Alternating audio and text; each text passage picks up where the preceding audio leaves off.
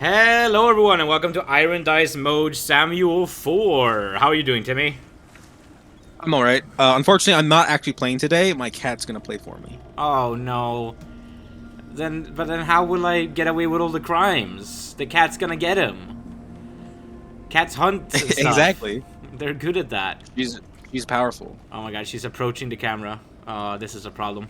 She's underneath. She's fine. Oh, there's the tail. Well, Timmy, it has been a little bit, hasn't it? Yeah, You got your my life has been great. You got your character sheet up? I don't have my character sheet up actually. I was putting the cat. You've More been sitting here for 20 minutes for final prep. I have my notes up.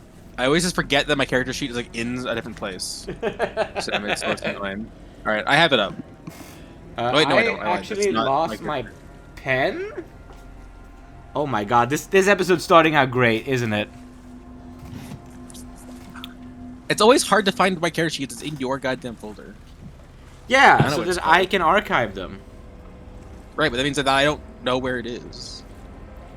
Where is it? Oh, it says not called Samuel. It's called Timmy character. Okay, I have it. You can rename it.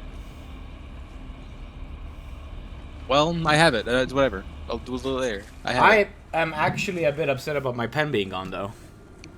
What? How do you only have one pen? Surely you have more than one pen. Yeah, but the other one's blue, and I've been writing this whole thing in black, so... Oh my god. I was just writing this whole time with my pen, the whole time. This is a great start to the episode. This is a beautiful start to the episode. When you clean up your plate, do you take it to the sink? I'm looking over there, but it's not there. Oh my god, I'm gonna run off screen for a bit. Oh my god. This is a professional program that you are watching right now, ladies and gentlemen. We never have any difficulties, technical or otherwise, and we're very good at planning and knowing where our pens are. This fucking pen was right next to my computer mouse, and I just couldn't see it because it's transparent, so it's camouflaged.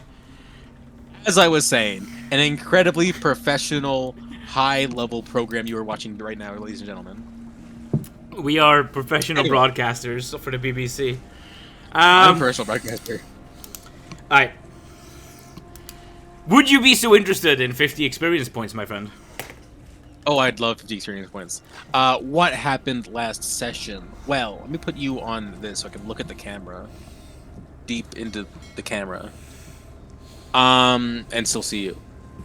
Last session, the cliffhanger at the start of last session was that Mother Claire had died. She'd been murdered outside Rye's Bread. Clara, the I think. home. What? What did I say? Claire. Clara. Okay.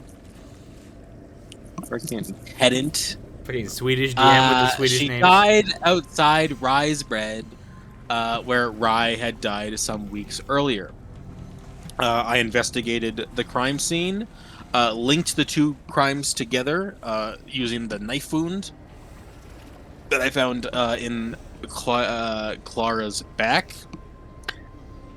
I went and talked to Mickey, got him to tell me some stuff, on the promise that if I managed to catch the real killers, he would be released. He told me about Spike and Ozzy at the East Inner Gate. Cat. She's just being a troublemaker. Don't worry about it. And we found out that that Ozzy at the West Gate, or sorry, the East Gate, was corrupt, and that he was letting gang members move goods through a tunnel underneath his station, in order to finance criminal activity.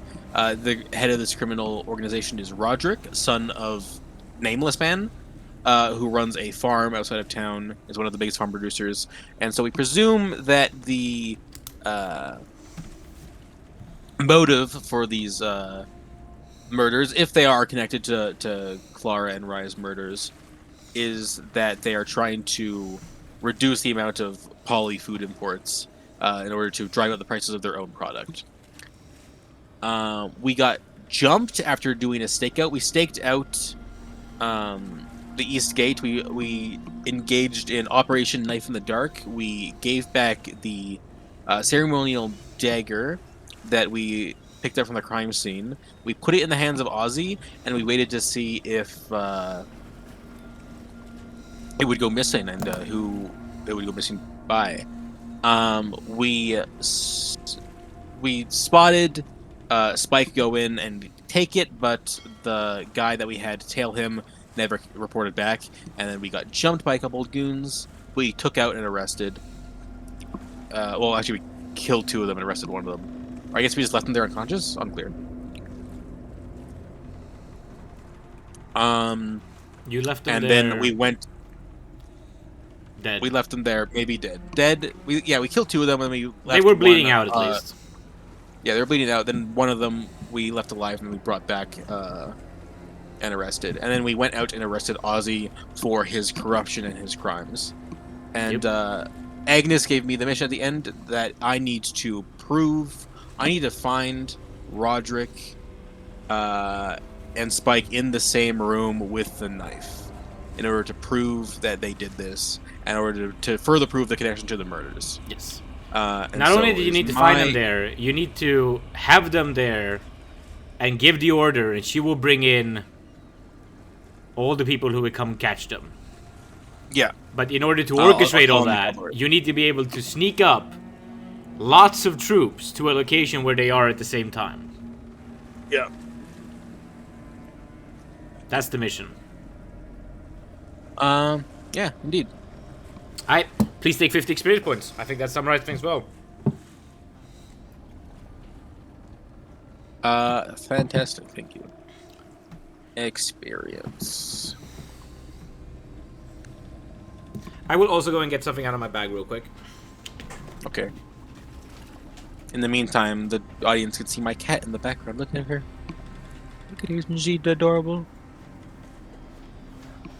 She's sitting on my pillow. My bed is a mess.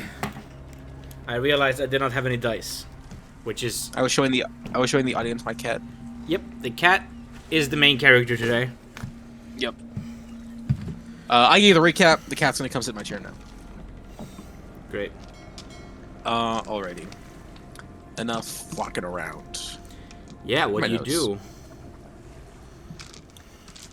What do I do from this point onwards? Jeez. What time is it?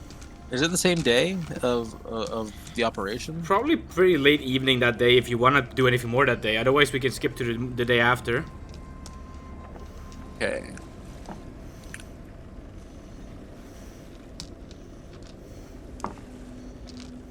So we're moving on to Tuesday, September 9th. Yeah. We can do that.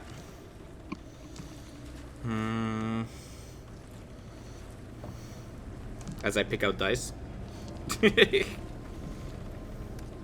Professional stream, ladies and gentlemen. Professional. Only the best.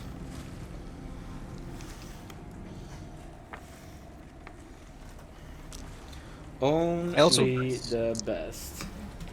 Okay, Tuesday. On my new little schedule.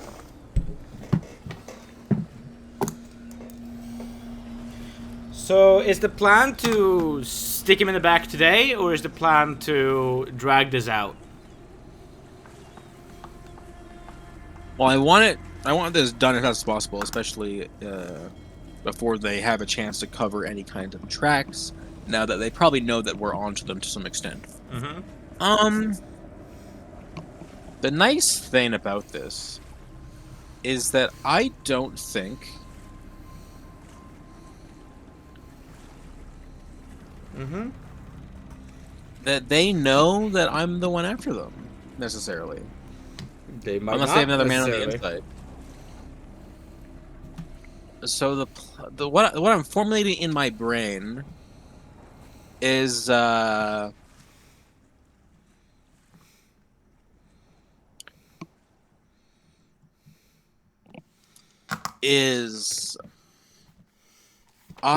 could offer to fill the vacuum that Ozzy is taking, that Ozzy's arrest has given them.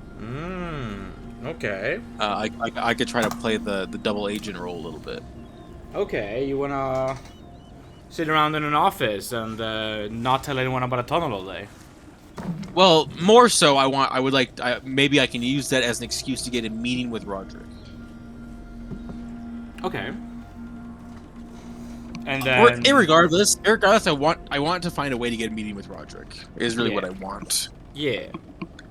What my angle there is, I'm not settled on, but that's what I need. I need a meeting with Roderick. I need to talk to this guy. Yeah. You need to talk to Roderick. So how would you go about that? You have one idea. Do you have any other ideas? I could just go looking. I mean, that idea doesn't help me find him. That helps me like get in the door once I have found him. Yeah. I have to find him to a certain extent. Maybe Mickey could tell me. Maybe. I feel like it's pretty likely that it's around the inn or the tavern. The Winter's Burrow. The name of which blanking on was I was blanking on the Winter's Burrow. Mickey's gonna be in the dungeon for a couple more days. Let me go talk to Mickey. Okay. You head down into the dungeons. Now, do remember me, we had not captured Spike, right? No. Yeah, Spike had gone with the knife, and then and then our soldier had gone missing. Exactly. So Spike and the soldier are still MIA. That's great. But we did capture Aussie. Yeah. Yep, great. You head down into the dungeons and go to Mickey. Yeah. Oh. You again? Hey, Mick, I just had a quick question. What you want? I need to talk to Roderick. Do you know how I might go about doing that? You gotta talk to him? I'm gonna talk to him. It's casual this is what I like do. That. Just casually. I mean, talking to Roderick ain't that hard. Going home afterwards hard. In your position. I'll find a way. Well, you can probably head to east side of town. Ask around a bit. You might get beat up a bit first, but they'll bring you before him. I'll just go ask it around and wait for someone to come beat me up and bring me to him. That's a way to do it. I'd rather go in looking a little stronger than that. Yeah, I figured. Well, honest with you, man, I don't know. If you want to talk to Roderick, either you come in from outside, you looking to do business, you run an enterprise that is equal, you start a business on the east side, he'll come knocking himself. That's gonna take a bit too long. Maybe you can come in with someone who brings in stuff from the docks.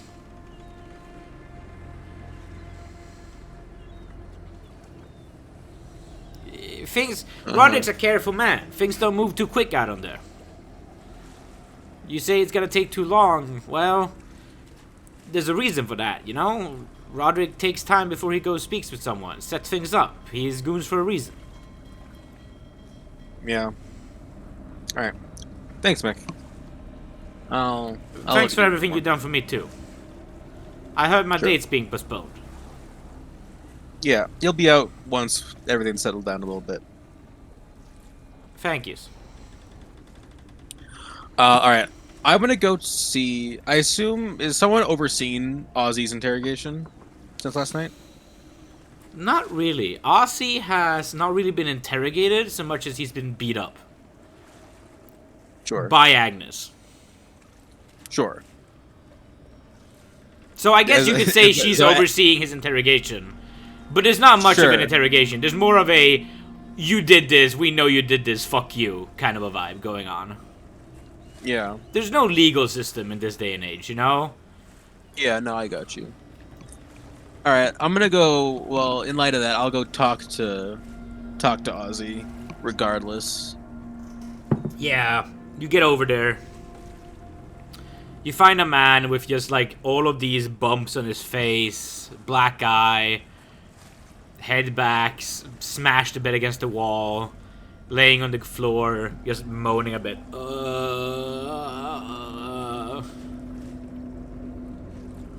Hey, Ozzy. Fuck you. I don't think you should take that tone with me. I might have to tell Agnes that you're being a little bit uncooperative.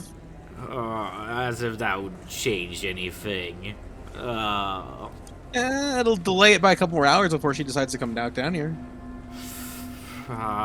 What do you want? How did you communicate with Roderick and Spike? Did you have set times that they would show up? My old man. He's a shoemaker out on the east side. Okay. He pays protection money, and well, I could be there when they show up there, and you know, talk. Sure. And when does this protection money get paid? Whenever they come knocking. Once a month. Once a week during bad times. Do you have any way of knowing when that is? You just hang around all the time and just happen to be there when they show up once a month? Yeah. They show up. If you ain't there, they show up the next day. They're not... It's not a stately affair. They're gangsters. Sure, but they need to communicate with you, but you have a job that isn't there. So you just Yeah. hang around your dad's shop randomly and hope that they find you? Oh, I guess they show up a semi-regular pattern.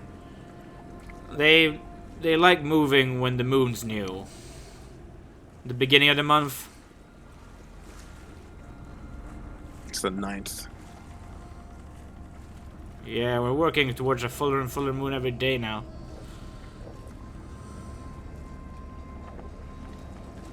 Alright. If you needed to contact them for any reason quickly, is that a thing that you could do? Back in the day, no. Now? Oh, my head. Now they'd always have a boy in the tunnel. But... fuck it. You guys whacked that out of position. There's not gonna be anyone there now. Mm-hmm.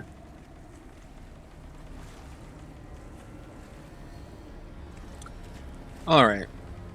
Thanks, Ozzy. I'll see you around. I still hate you. Should walk around. Feelings mutual. Alright. How do I fucking find this asshole? How do you find Roderick? I'm gonna go investigate the tunnel. Okay. It's getting pretty late, by the way. Unless you... yeah, no, wait, it was Tuesday. Right, we already night skipped. Okay, no, it's not late. Next morning. Yeah, yeah. It's Like, still it's gonna like be around 9 10, a.m. 9-ish. That's great, it's great. I forgot that we skipped day. Okay.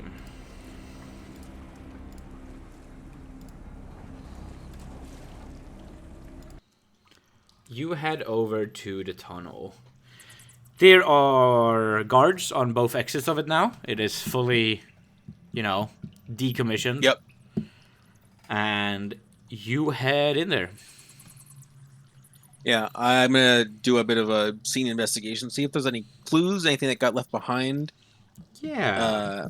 You said that there was people in the tunnels all the time. I don't know if he Yeah. meant that literally, or if it was just like happened to be like. Well, Or you're just, gonna find like, just out. there all the time. You head in here, right? And you're struck by the fact that this place is a bit more sophisticated than you might have expected. It's not just a straight tunnel. When you come in, there are 3 rooms, so to say, down here that are branched off from the main tunnel. I'm gonna draw a little for you. Okay. I love drawings. Especially because I'm so good at them, right? Yeah, absolutely. So you got something like this. That's the main tunnel, right? Mm-hmm. And then you got like one offshoot room like this with like a ladder, right? And that goes up to Ozzy's office. Okay. And then on the other side, you get a situation like this, kind of. Something like that. Okay. And here, you got like some chairs, a table, a bunch of deck of cards, some candles, you know. Chilling out, waiting, guard duty stuff, kind of. As if you're on a stakeout. Mm-hmm. And then back here, let's see, I had notes on this. From back when I thought we were gonna explore this place when there were people here.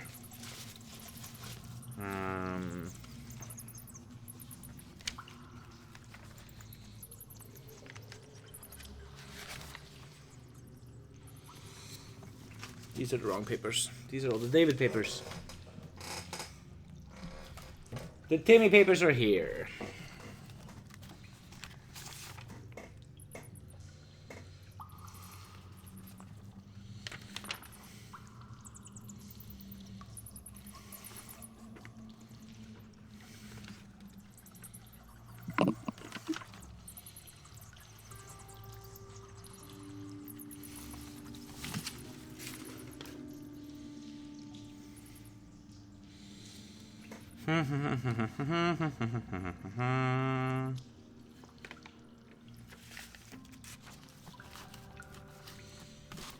In here are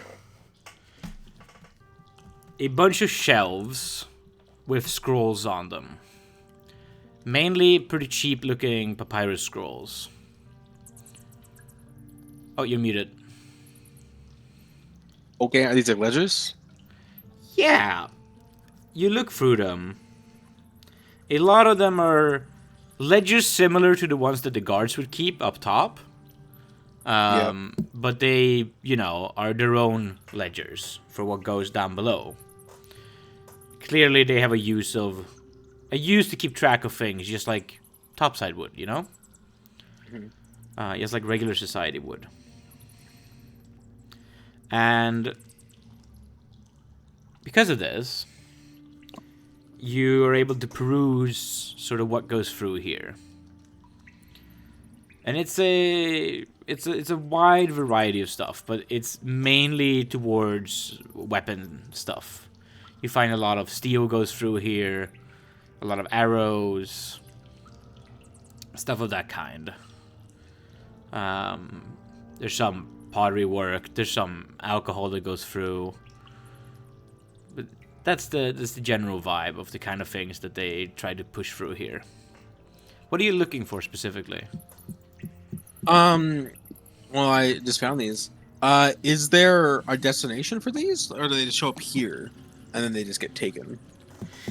It seems like half of this room. Full ledger, if it's a full ledger, it's like it'll show be like, we bought this from this person in this quantity. It's here and it's going here. It's more just a list of what passes through. Like this stuff passes through. This stuff passes through. This person sold it. Less about who buys it. These criminals are shitty bookkeepers. Yeah. Fuck. Who would have thunk it? I mean, if you think about it from their perspective, right? They have a lot of use knowing who they get stuff from. Who they sell stuff to, they can handle more impromptu. They can shift a lot. Buyers markets from criminal gangs are very fluctuating. I mean, sure, but it also like if you if you sell anything on credit or anything like that, which criminal organizations are known to do a lot Yep. for tip shakedowns, you'd Yep. want to keep track of something like that. You get the impression that probably the sales don't happen from here so much as just like the purchasing or the Sure. ingo. So perhaps the sales records are elsewhere if they kept such. Okay. Is there anything else? I don't think these items are going to be useful to me in any meaningful way. This place also has some storage area where they might keep some things. And that's mainly it. There is this one box here that is locked, but when you shake it around a bit, it doesn't seem to be much in it. I'll pry it open anyway. Okay, you take a crowbar or something? You got something like that? I can go up to the gate and grab one. Alright, you go up to the gate, you grab a crowbar, you come back down again, you pop it open. Crack it. Crack it. Cracking. Inside, you find but a scrap of paper. Much finer paper, though. Much finer paper. But it's but a scrap.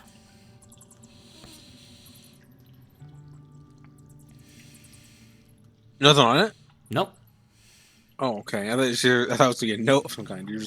It's just paper. It's very fine paper. Fine enough that you could see it as part of a spell book or something. Okay.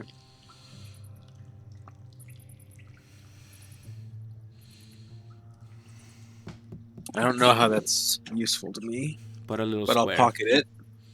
Yep.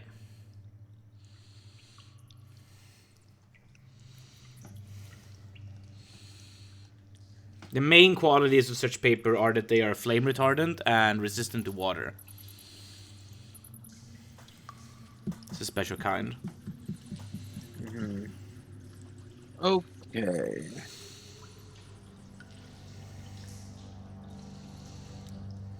A full page of such paper can go for as much as 10 gold. As little as 1 gold, depending on where you're shopping. This is not a full sheet, though.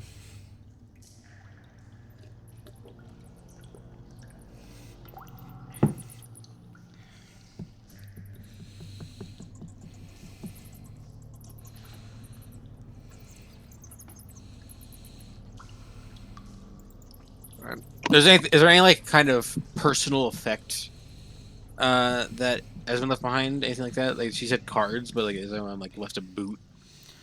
There's a tinderbox. Tinderbox.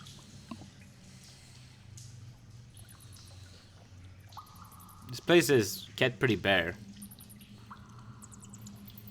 People hang out. There's maybe a pipe. That would make sense to be here. A pipe. Pipe's not the worst thing.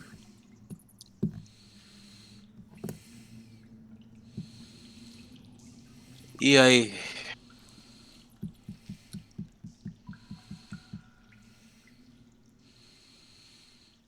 This is tough. I don't think any of this is useful.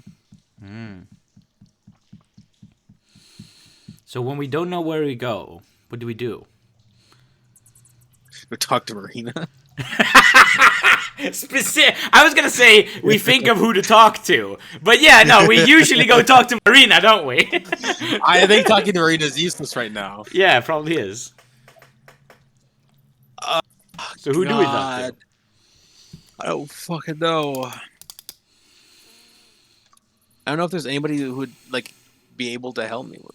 I mean, let's take stock, right? What do we know about Roderick? We know that he's a leader. We know that he of the Wolverine leads a gang. That's right. about all we know. We know who his dad is, right? Yeah. And his dad's pretty famous, so we know where his dad lives. Sure. We know some people he has business with, and we know where he generally has business with people is the east side of town. Mm-hmm. But I can't just like walk around the east side of town and hope to run into him. That's a great way to die. That's not a plan. That's a prayer. Yep.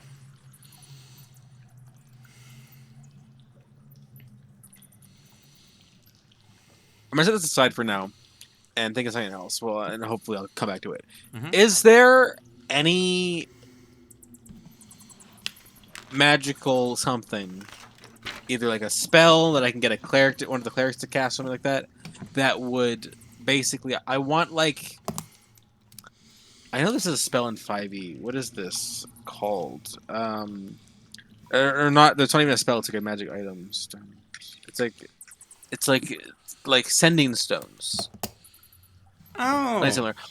Basically, I want a way to like be in the room with Roderick, but have some means of signaling my guys on the outside. Mm-hmm. So, like a sending stone would be the way I would think of it in 5e.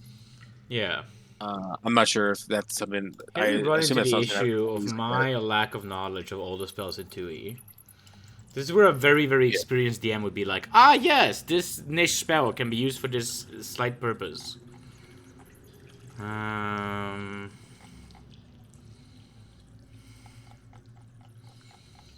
scrolled into this. Well, I guess the main thing I'm asking is like, does the city guard have access to anything like this? Like, if like there's a spell like this, I could go talk to the cleric about it. But like, do I, Samuel, have knowledge of something like this that is available? Let me try to recall for myself what spells exist, so that I can know. Can a glyph of warding be used for this, perhaps? That seems unlikely. That's 3rd level spell, so there's one cleric in town who might have it.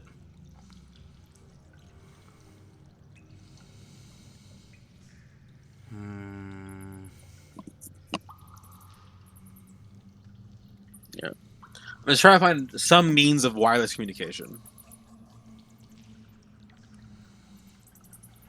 No, not really.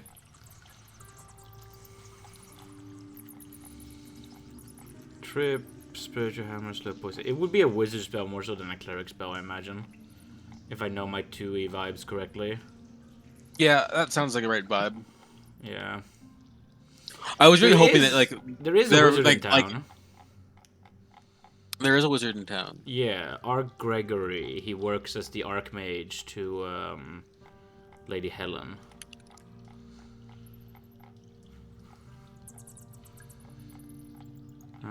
You have these titles in this world, stolen shamelessly from Koibu, where a wizard who works for a count or a baron or a king is referred to as Arch. So not every wizard is an Arch, but anyone who works for the state as like the official wizard of this place or this noble is an Arch. Okay. It doesn't mean powerful, it just means in a position of employment, you know? Sure. Employed wizard. It's a title. It's basically like being a knight, but you're a wizard, you know? So you're an Arch. Yeah. The title for a knight, by the way, is Kel, not Sir. Kel being gender neutral. Okay. Fascinating. Remove curse, polymorph other, phantasmal killer, monster summoning, niner glorb, hallucinatory terrain, fumble, hallucinatory. Yeah, if I'm looking for like wizard spells, I'm assuming I'm just looking for sending. That's a spell in 2nd edition. I'm pretty sure. Sending is a really high level spell. I Is think it? it's at least 3rd level. Wait, you did really high level, and I got scared. 3rd level is a high level spell in my D&D world. 5th level wizards are rare.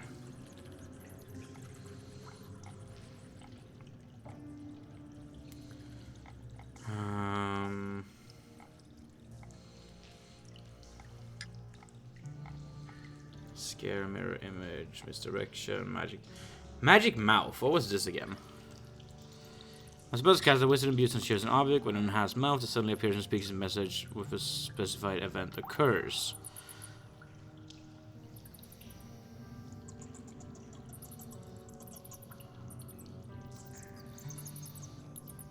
Can be any language. Known by the spellcasters, it can be delivered over a period of 1 turn. Speak magic spells, use command words. It does, however, move to use words articulated.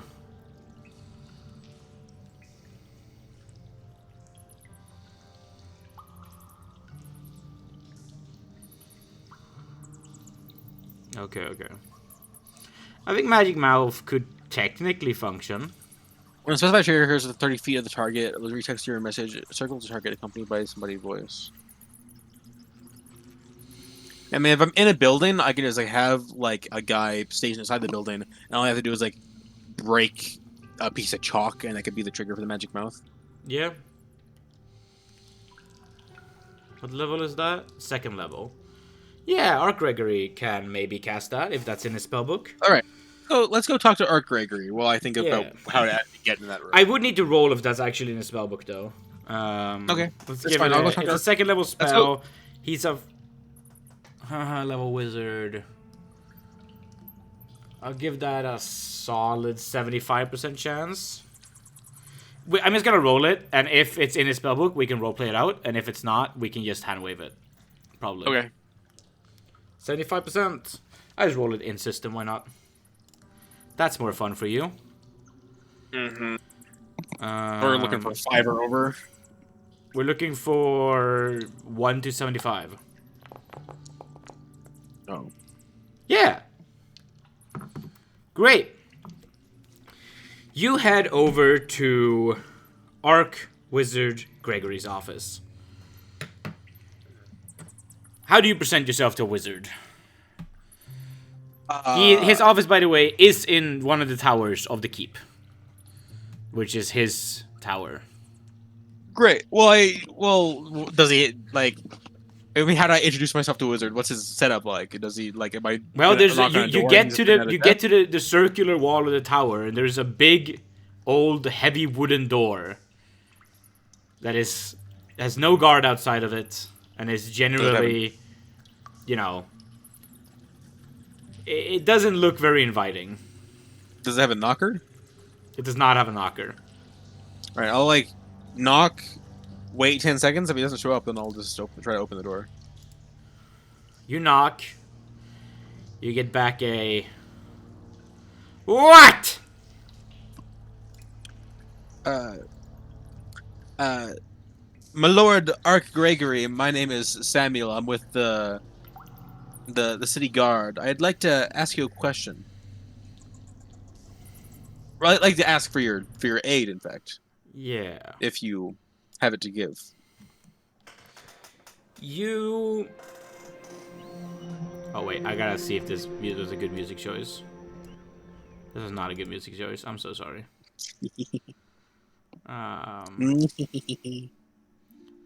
This is pause music. I'm sorry. Let's do this. You get there, and you hear like a snarkle and a harkle. Like, oh, okay.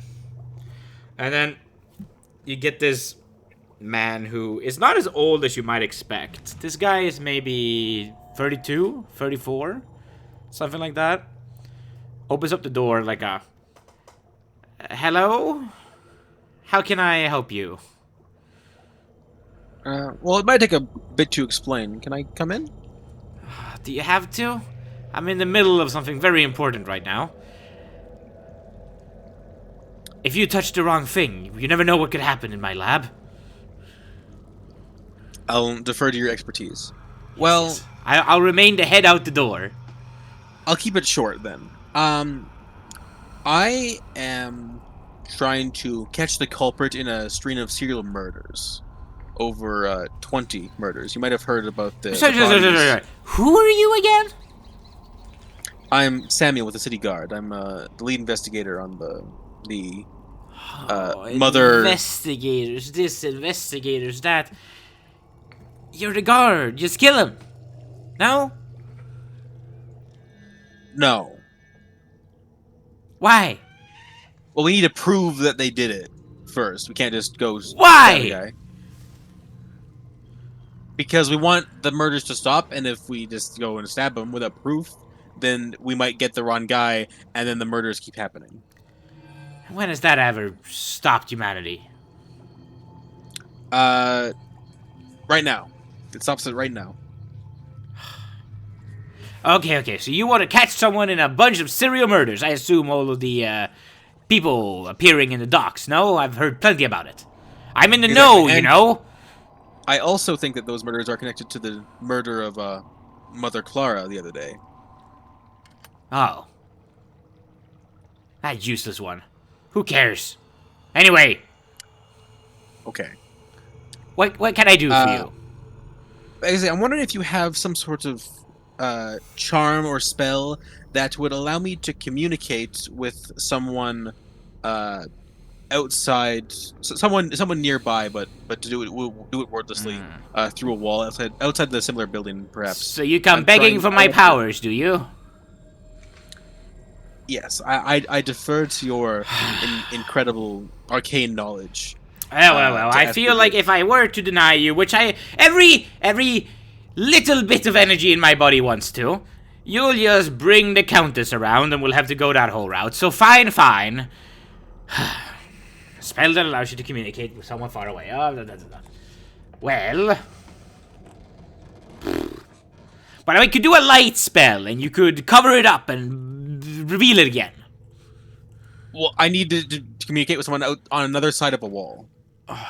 I'm going to be in a building, probably, and they're going to be outside the building. Can you toss a rock out? No. I need to do it somewhat surreptitiously. I guess I can spare you a magic mouse spell. But, Question is how to design it. And he explains to you the fundamentals of Magic Mouth. Right. Now, I may be the cleverest man to ever set foot here in Robur, but I'm not much for field work. How would you like it designed? So you just need some sort of trigger, maybe just like a piece of chalk or something easily breakable that I can keep in my pocket, and I can just snap it when I want the message to go out. That work. If you can snap it loud enough to be heard outside.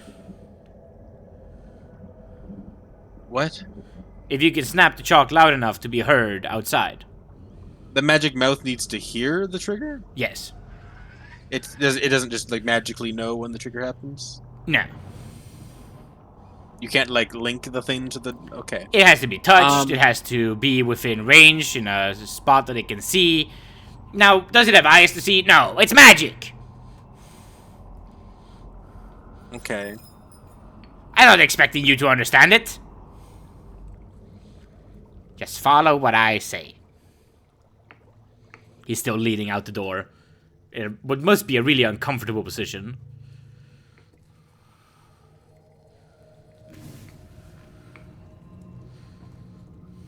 Jeez. I mean, you could just have a louder trigger. I want to be surreptitiously. I'm reading the magic mouth, and I feel like you're wrong. Are you sure? When the trigger occurs within 30 feet of the target, the trigger doesn't mean that the magic mouth has to see or hear it, as long as it occurs within 30 feet. You know, you might be right. But you'll have to convince Gregory, not me. Gregory's wrong about how the spell works? It's very possible.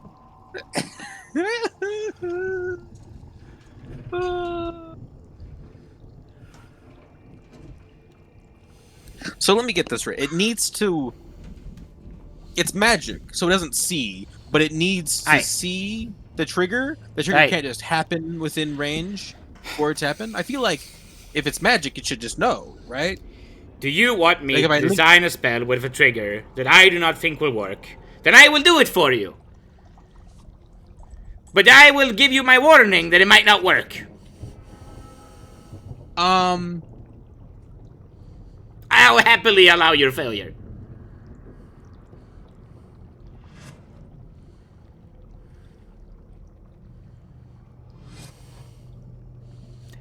Now, who's the wizard here? Okay. You're the wizard. I need a way to trigger this thing. Well, why don't you come back when you know it? Boom. What an asshole. It's a wizard. They're self-obsessed, like old school academics. They're crazy. I think you're projecting. Oh. Well, Samuel. I don't think this works. I don't think, like... Obviously, I could have said yes to that and known that it would probably work. Yeah. Unfortunately, Samuel doesn't know that, and it makes no sense. Unfortunately, you're a good role player. Yeah, unfortunately, I don't think there's any way for Samuel to think that this would work in any way ever. Because any sound that I could be loud enough to hear would just get me stabbed instantly. So, like, what's the point? God, everything about this sucks. Everything about this entire situation sucks. The fact that I have to do this sucks. I hate it all. Everything sucks. There's no way to find this guy. There's no way to find this guy without just getting murdered. There's no way to do anything. I have to find a guy in the act and manage to signal the guards, and I have to do all of that without getting stabbed, even though, by all accounts, he should stab me instantly when either of those things happen. It's a how catch him. It's just Shadow Columbo. What? Channel Columbo. Columbo's villains are not generally don't usually have guards. It's usually like one guy as you walk in a room, be like, "Hey, I figured you out, and now come and get them, boys." And then all the boys come in. Move the goalposts. I mean, what do you mean move the goalposts? The goal was clear. I have to arrest this guy. Yeah. Which means I have to prove the thing. Kinda. Unless you change those goalposts. I have to arrest the guy. That's the job I was given. Do you want to do that job? Yes. Okay, well then maybe you put it's yourself in a hard. situation. It's supposed to be hard. All right. Did I get the sense? I don't want to have to go back and talk to Mickey and Ozzy. Did I get the sense that Roderick personally comes out to talk to people and shake the people down, or do his goons do that? From talking to Mickey, you get the sense that he's involved early on. You know, bringing someone new in, but he maybe doesn't come around every month after that. You know? Right. By the way, I just realized something. I hadn't planned on this happening like this, but for absolutely no reason that you're aware of, give me a perception check. Right now? Right here, right now. Yeah. I just kind of put two and two together in my head for something. Okay. Perception. Yeah. Where the fuck is perception? I'm making you check because your character isn't expecting something right now. Otherwise, you would probably just notice this if you were, like, waiting for it. Where's perception? It's one of your 7 stats. Oh, fuck. You just gotta roll under it. I forgot that it's a stat. It's a stat. Okay, I said to roll 10 or under. God, I have the most light in my room I've ever had in my room. Jeez, my camera does not like it. That's a pass, I think. Yes. Unless you have terrible perception. My perception is 10. Okay, great. That's a great check. That's like a 15, normally. Yeah, your pants are twitching. My pants are twitching? Yeah, and you look down. What the fuck does And that mean? You notice that one side of your pants are like extended out from your legs a bit. Towards the door.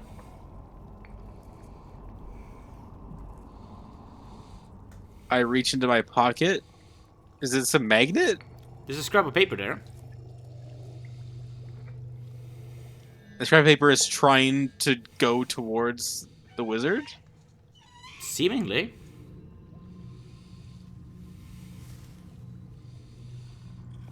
Knock, knock, knock. What? Something weird's happening. Did you decide on how you want your magic mouth spell? No, but can you get out of here, please? I can get out of here. I can get out of here. Hello, dear friend, guardman guy. Hello. And he just opens the door, and I'm holding this piece of paper, and it's like zoning towards him. Yeah. What's that? I don't know. It seems to want to go towards your place. How absolutely fascinating. I'll take that from you if you don't mind. What is it? It's an enchanted vellum paper. Why? What's enchanted vellum paper? What's enchanted vellum paper? Go to school, will you? Learn some magic. Be useful to society. It's enchanted vellum paper. It's not my job to explain it to you. Well, I'm asking. Well, this could be related to the investigation, so I really would like your expertise in this matter.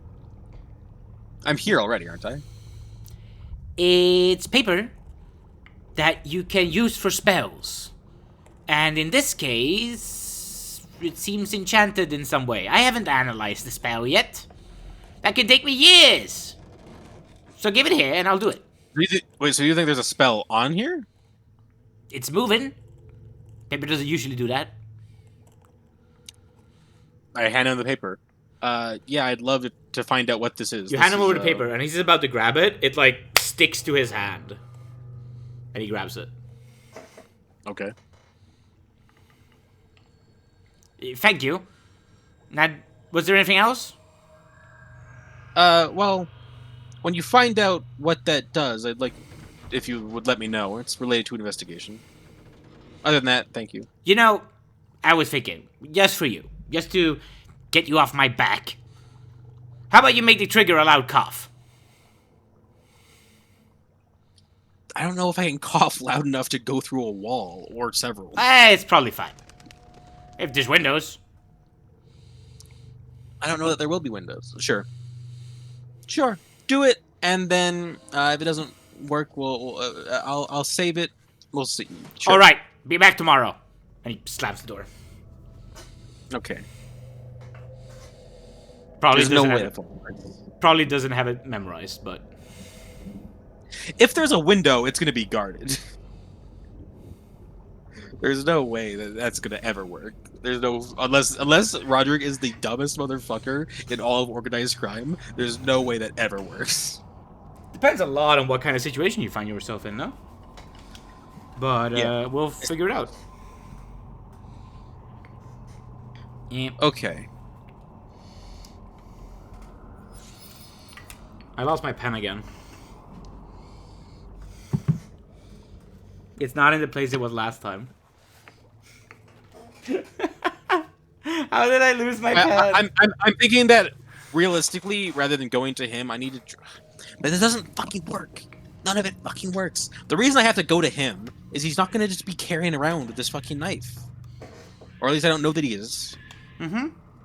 The only place that I know for sure that's definitely it'll almost certainly be in is his office, his home. Well, do Like, I you need to get there be in a and him room with being there. him? Or do you just need to know what room he's in?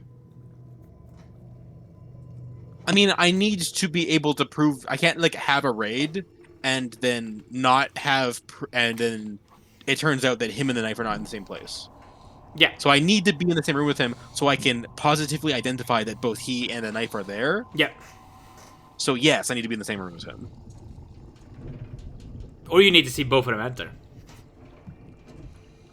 Yeah, that would have been easy. If that had happened last session, would have been sick. Would have been sick. Unfortunately, my guy is dead. So the knife has gone to wherever it's going to go, and I don't think it's going to move. So where do you think it goes? I think it's in his office. Right. Or equivalent. So take a bet. No! Not taking a gamble. Gambling the lives of several guards and this entire investigation on a whim? Are you psychotic? Yes. You played with the roles reversed where I'm the player. I am psychotic. Hey.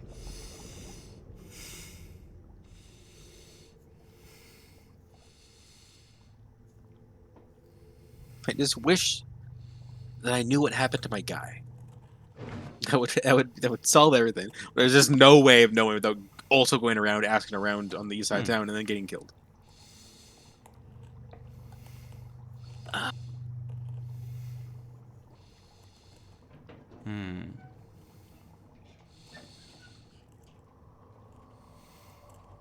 It just makes no sense. None of it makes sense. Maybe it's a waiting game. I don't think it is a waiting game. Doesn't have to be quick. The more we wait, the more they find a way. First of all, the more angry Agnes gets with me, and the more they find a way of covering their tracks. Because we've caught them, which means that they're scrambling. Their business is in jeopardy to some extent. Yeah. So they're scrambling. So we need to figure out where they're scrambling to. I guess. What are they doing right now? What are they doing right now? Fuck. That's a great question. If only you knew. If only I knew. If only I had a guy in the east side of town who wasn't in jail that could tell me. Right. But I don't. Anyone who could figure it out.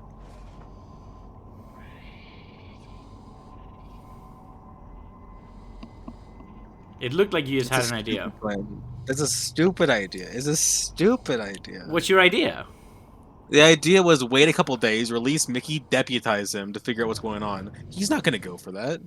He's not going to put himself in more danger. The entire reason we did this deal was to not put him in more danger. Right. He's not going to go for that. And I don't want to put him in danger. Mm-hmm. You're so loyal to Mickey. I am loyal to Mickey. That guy's the GOAT. Right. He didn't deserve any of it. That's an innocent man. He doesn't deserve any of it. Did he commit some crimes? Probably. Do I care? Not really. Not really. I care about homicide. Yeah, you're not the smuggling cop. Yeah. Not really. Don't really care, to be honest. Don't care. Not a bit. Found a whole den of smuggling ledgers. Don't arrest any ship captains. Who cares? Not my job. I mean, I'll report it back, Yeah. and she and to Agnes, and she can go deal with it. Someone else I'm is not probably dealing dealing with with it it, but yeah, know. exactly. Someone else will deal with it. At the end of the day, I'll report what I found today to Agnes. Be like, yeah, there's some ledgers there. Go pick him up. Arrest who you need to arrest. Your job's real nice. You don't have to like report any statistics. You don't have to file any paperwork. You just get to go around being a smart cop, thinking about how to do things, deciding your own objectives based on a loose mission statement. It's a real nice job. Now, do you have any time off? No. But Otherwise, no. Otherwise, it's pretty nice. Do I have... Yeah, it's nice in the fact that, my goals are vague, but it also sucks in the fact that my goals are vague. Yep. I need to find out what they're doing. They're scrambling, but how do I do that? What does your cop brain tell you about what crooks do when they're scrambling? They make mistakes. Potentially. They're trying to they'll try to consolidate. They'll try to assure everyone. They'll try to make sure that when a gain looks weak, other people will try to stand up to them. So they're going to try to lay low, consolidate power, and not have anything else go wrong. Mm-hmm. And if they have to, they'll do a show of force, but at least a small one, in their own community. What are you gonna do?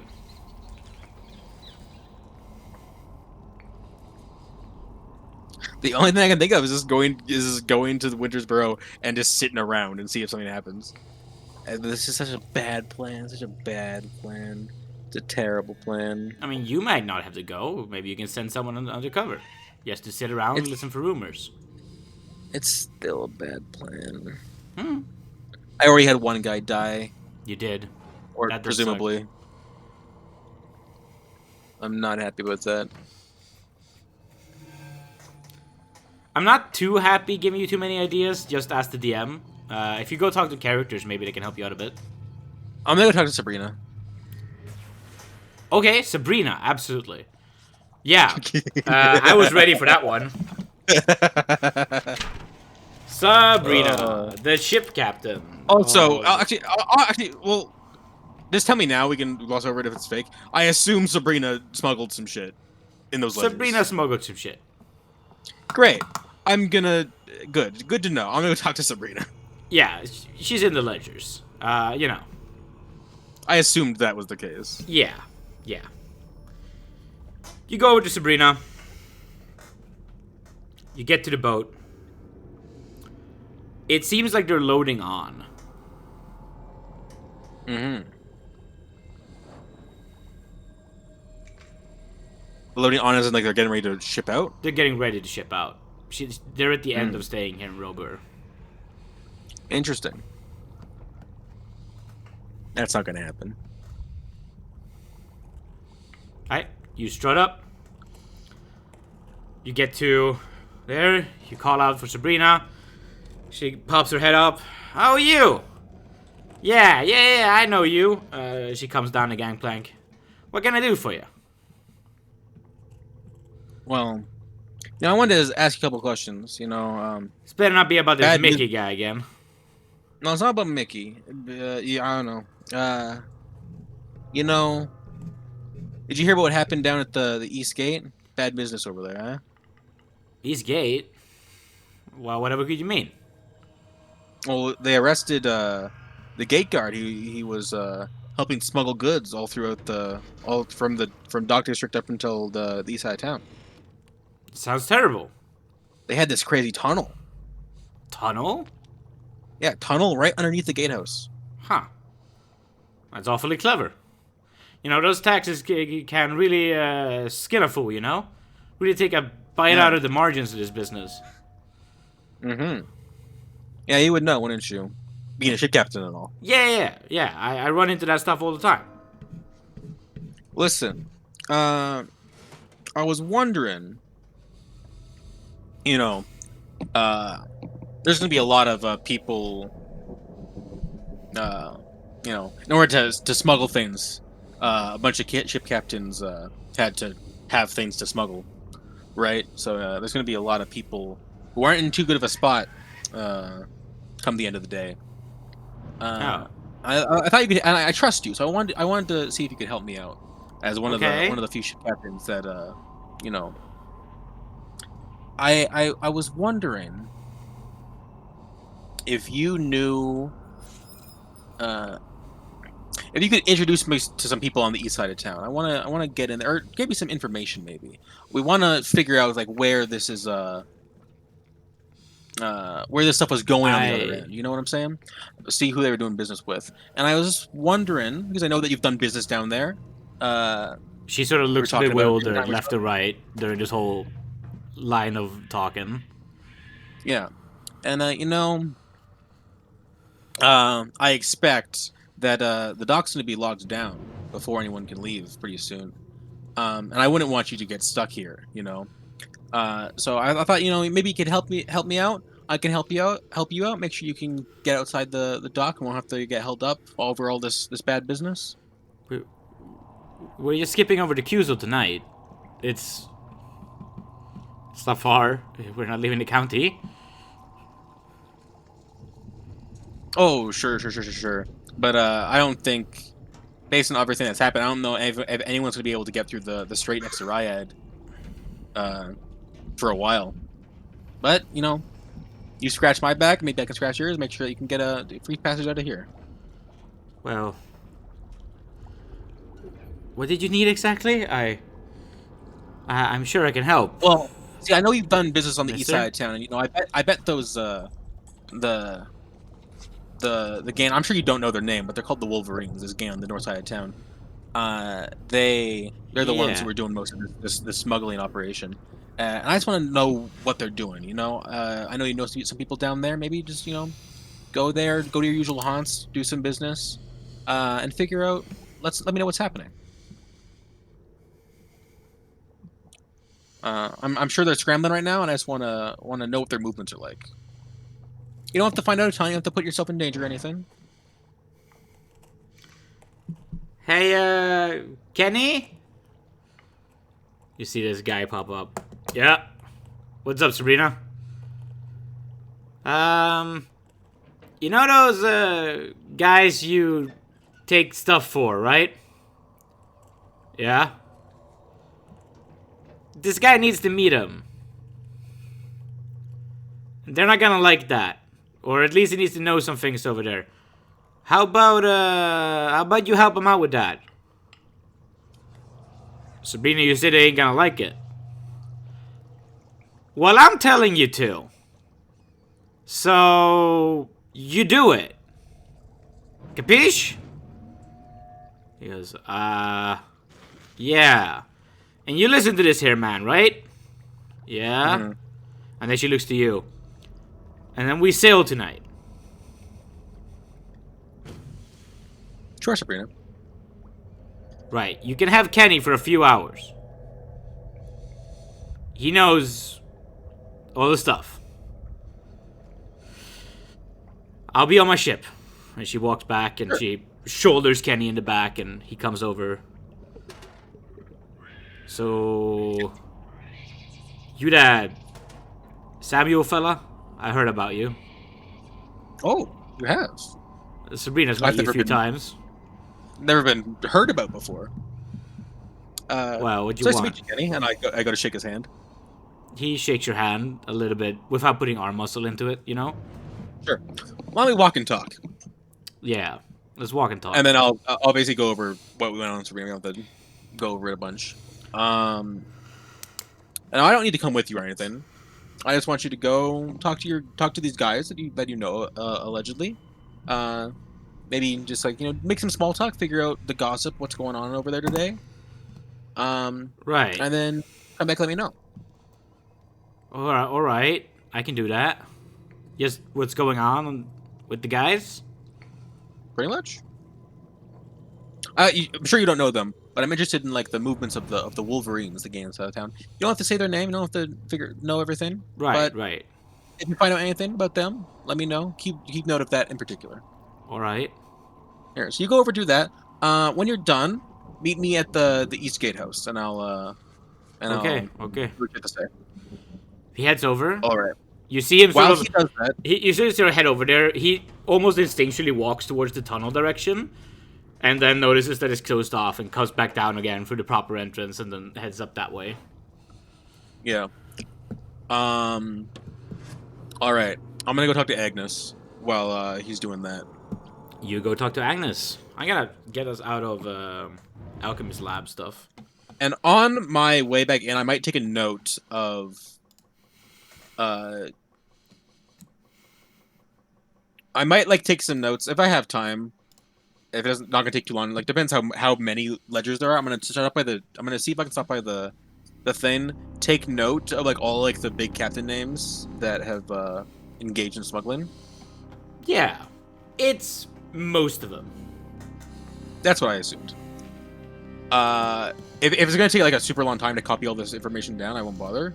But I can do it. Not too relatively. much. Okay, great. I'll grab that. Then I'll go talk to Agnes. Yeah. You grab that. You go to Agnes. Doop doop doop doo. Yep. You knock up. She's there. Hello there, Samuel. How you doing? Good. Yeah. I stopped by that tunnel. Uh-huh. There was some interesting stuff in there that I thought you might want to see. Yeah, I found some I'll see that ledgers. piece of shit. Yeah. I found some ledgers detailing which ship captains happened to be frequenting that tunnel. Yeah, I heard about that from some of the other people snooping around there too. Real interesting stuff. I was gonna peruse it later. Yeah, well, I don't have all the information here, but I have a list of the names of the ship captains. And I That's thought useful. we might... I don't know what you want to do with it. I was gonna talk to the Countess about it. It seems like at least one of these ship captains, one who's done quite a bit of smuggling, is planning to leave town tonight. All right. They've heard about what's happened, and they're trying to skip town before. Big ship, small ship. She's like a medium-sized ship, right? Yeah, I'd say she wavers on small ship size. Okay.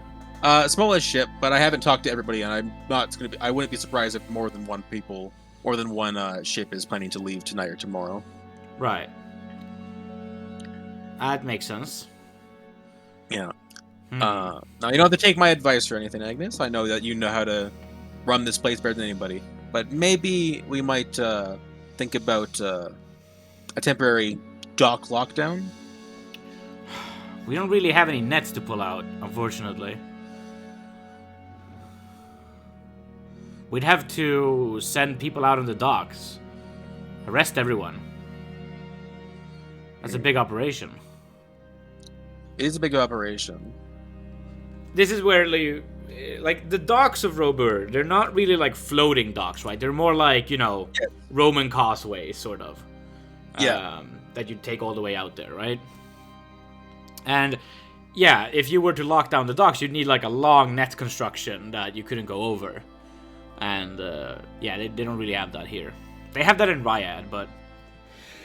so they could lock people in the county if they send word down there. She sort of summarizes this. Sorry, I backed up. They can lock down what now? We could lock down Ryad. They have nets. They can lock down the whole strait, but they're stuck out here in the bay. I was also thinking that. I also thought of that. We could send word down to Ryad. Sorry. Whatever you think is best. Just know that people are leaving tonight. So if we want to keep them in questioning, we want to have the ability to arrest them at some point once we have we've talked to the Countess a little bit. Maybe sending word down to Ryad wouldn't be a bad idea, at least just temporarily. Right, I can send word down to Ryad to not let any ships out that are coming from Robur at a time frame of tonight, but if some ships leave tonight, they could beat riders. That's the issue. Mm-hmm. I can talk to Gregory. Maybe he can get in contact with Ryad that way. Yeah. Well, do your best. I do know that at least the ship I talked to was actually going to Kusel, or at least that's what they told me. Huh. So they're not on a rush necessarily to get out of the bay just yet. So maybe we have more time than we think. Maybe not, though. Right. Well, that could also just be a big fat lie. You know how these people are, It could be. You're absolutely right. Well done. I'll see to what I can do about this. Anything else you want to report? Sure. Not as of yet.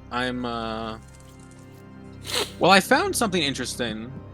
Right. I found some sort of enchanted vellum in the tunnel. I went and talked to Art Gregory about it. Right. God, that guy's an asshole. Tell me about it.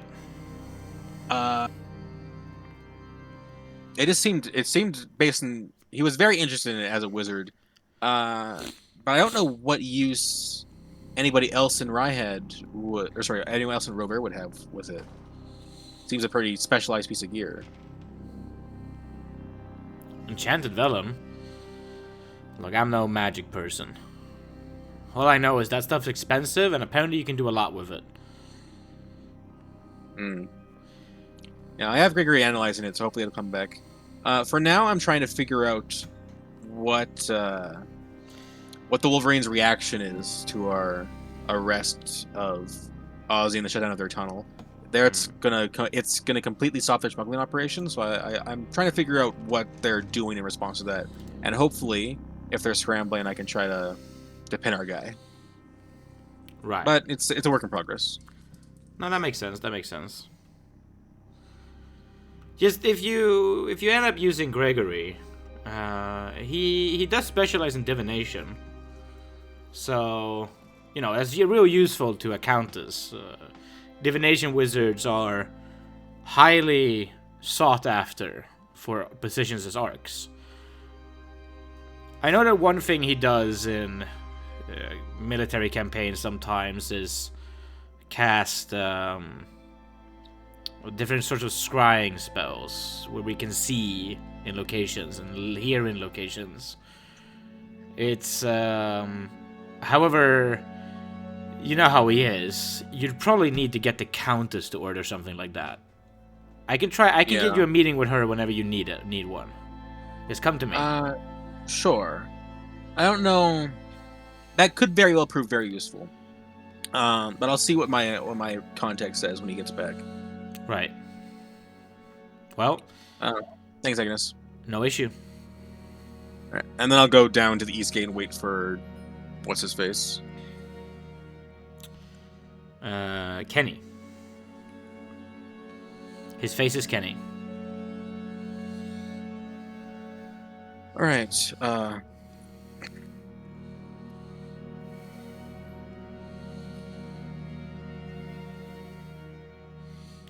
I really cannot win with my setup, I think, on camera. Because either I am, like, in darkness to the point where I disappear and only my face is visible, or I'm in this ball of light. Because of the huge windows I have in this room. There's absolutely enormous windows in the morning and the night. And they're just facing straight east as well, so the morning sun just comes through like a beacon in here. It's crazy. Okay, so you head down to the east gate. Yeah, I'm just gonna wait for Kenny. You wait for Kenny. Kenny takes longer than you assumed. But he does show up. That's good. That's good. I hope that means that he found more stuff. It's maybe 5-6 hours after you set him out, you know? So maybe you talk to Agnes for an hour, you come back. You end up waiting in the East Gate for like 4 or 5 hours, you know? Yeah. To the point where it gets towards dusk again. And Kenny shows up. And he goes, hi there. Yeah. That part of town's crazy right now, man. That's what I thought. What's going on? A bunch of shops are closing up. Well, not shops, but like, you know, guys watching shops. What? They're closing up. They're leaving. The guys watching the shops are closing up? The Wolverines. They're laying low. They're gonna lay low elsewhere. Okay. They're setting up a caravan, man. Setting up a caravan? Yeah. But the shops are staying open. They're just not being watched. Yeah, I mean the guys, you know? Right. The shops. Right. Wolverines are... They're making a caravan. Tell me about this caravan. This caravan, it's heading north towards Ventus. That's all I'm hearing. They're gonna head north to Ventus. It's a free land up there. There's not a lot of good crime enforcement there. They're gonna lay low in Ventus until things here cool down and they're gonna come back. You hear anything about their leader, Roderick? Is he going as well? Yeah, his dad owns all the caravan carts. That's what I thought. Okay. Old Lange.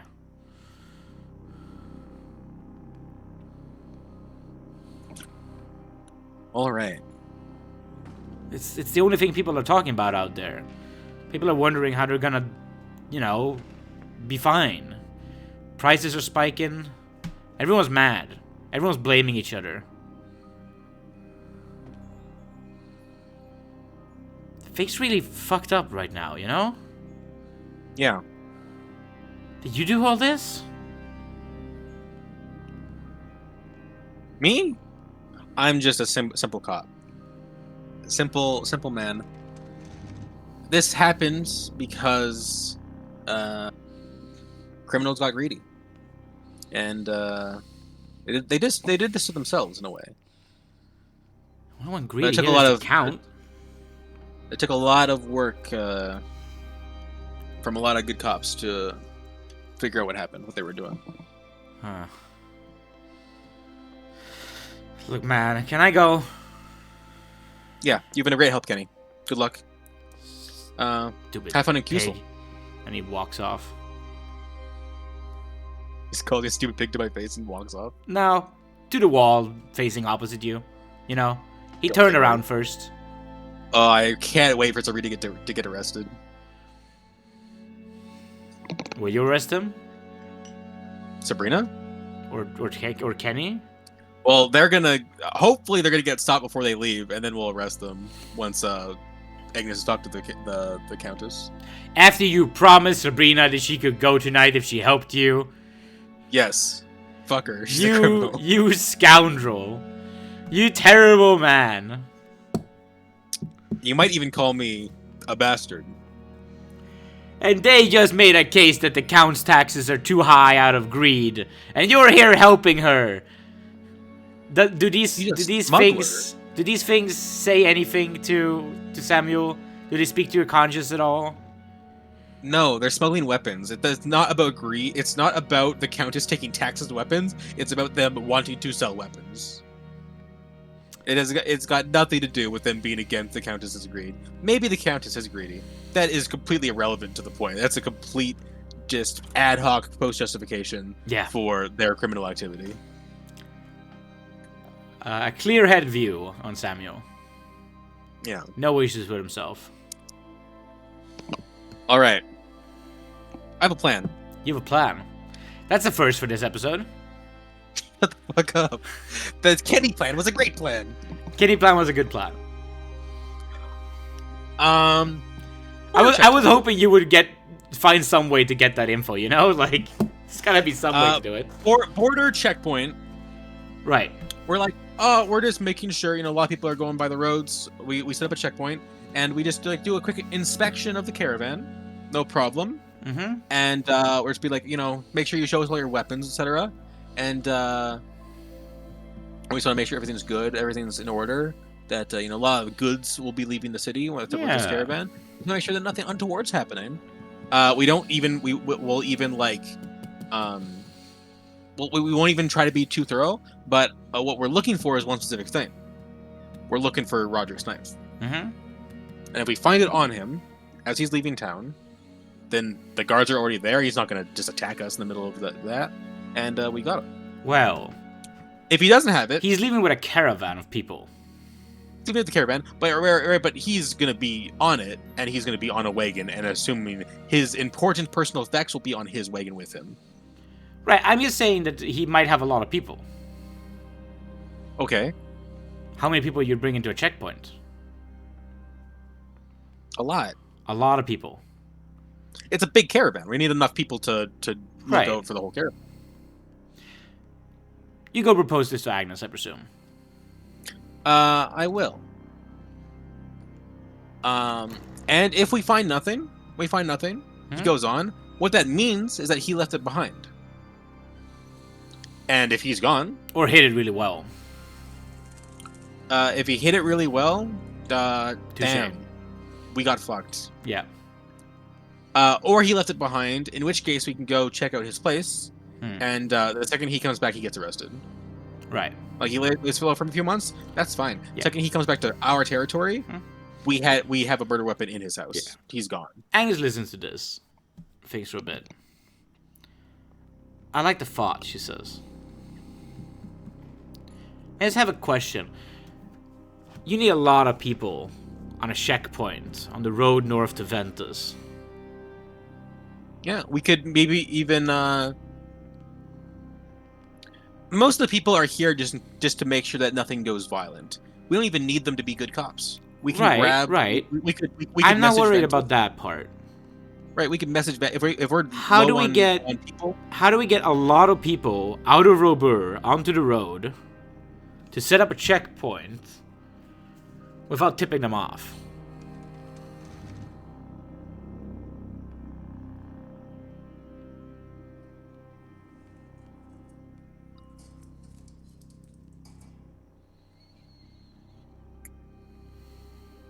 That's what she raises. Well, we've got a couple options.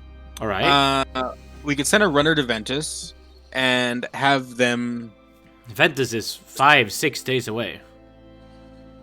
It's also not... Ventus. It's a good place for them to go to. Ventus doesn't have a baron. There's no nobles there. It's a free town. A strange place where they do this thing where they decide amongst themselves how their town is run. They're all... It's some cult to the Tengria, goddess of freedom over there. Mm-hmm. They're not cooperative with county duties. Sure, fine. How about this? We could send a ship with the soldiers up the river. They won't see us going out the gate. And then the river is faster than the road. Well, the river goes to Cagium. We go up the river a little bit, not all the way to Kagium, obviously. We go up the river a couple miles. We're out of town, and we've made good progress north before it bends totally far west. And then we could bend back towards the road and get in front of them without them having realized that we went out the gate. Right. Or similarly, we could take a boat east along the coast of the lake and go north from there. There's a problem there. See, the river is mostly safe. The lake is The river seems often like safe. The river seems The like a better idea. woods, however, those woods are filled with druids. Druids, and this is something you would know, that the druids in this land are not just some animal-hugging, peace-loving people. They're like, you know, in some ways they're the Jews. Like, they are a religious movement that is hated and shunned and mistreated everywhere they go. In other ways, they're like Al-Qaeda. They're this extremist group in the forest that does a bunch of terrorist operations. Druids are bad business for traveling through their woods. They're extremely territorial.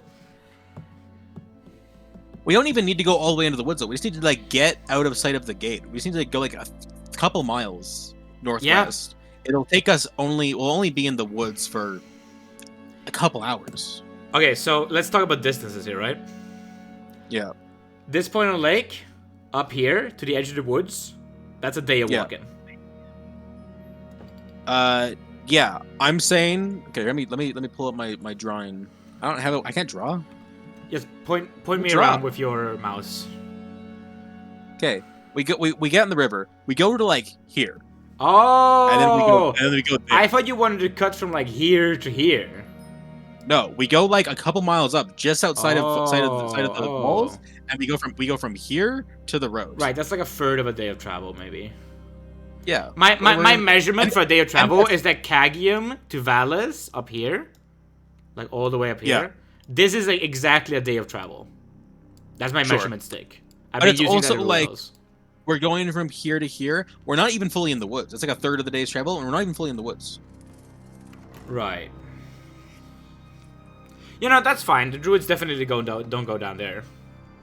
Okay, so you want to stick a bunch of guards on a ship. Sail up just a quarter of a day up the river. Yeah. Disembark right there, and then hike it half a day, maybe a third of a day, back up to the road, and get all this done before the caravan leaves, and we don't know exactly when it leaves. Yeah, it's okay. So Kenny did not know when it was leaving? Kenny did not tell you when it was leaving. Okay. We can do this tomorrow morning. We can be on the road. We can be on that road ahead of them, ready to set up a checkpoint if we start setting up stuff now, we can leave at 6 a.m. We can be up there before 4 p.m. tomorrow. You can be. We can be on that road. You can be. Then we can't stop anyone leaving the docks, though. I don't got men for both of those. We just need one runner to go to Ryad. Right, just a runner to Ryad. Let them deal with it. If this is your plan. That's the plan. Even they've only been building up this caravan for a day. A caravan, as opposed to just some of our guys, takes a lot longer to set up. They have to get all of the supplies they'll need for a long journey. It's gonna take them. They're not gonna leave first thing tomorrow morning. There's almost no way. They might not leave until the day after tomorrow. We have the supplies to just do this, get ready, get moving, and do it fast. We can get in front of them. I'm almost certain. Well. Okay, let's do it, she says. You can have... I can spare most of the town guard for an operation like this. It's not going to be a lot of criminals to watch out for if they're heading out on a caravan. If they're a day late, maybe we're short on some people for a day, but that's better than not being there, I guess. We're short on some people, but hopefully, if the plan goes right, nobody will know. Hopefully. they might notice that like there's a few less guards, but they might think that that's just Unless there's an Aussie in all the majority of people I sent out there. well. At some point, we gotta make a move, though. I'm with you on that. You got to make the move, and hope to God, make sure that none of the people who know about this operation who are going aren't able to get to the east side of town before they leave. Before we leave in 12 hours. I guess we pray to Yam tonight. Got a trickery, eh? Good application of his powers. Indeed. God of secrets as well.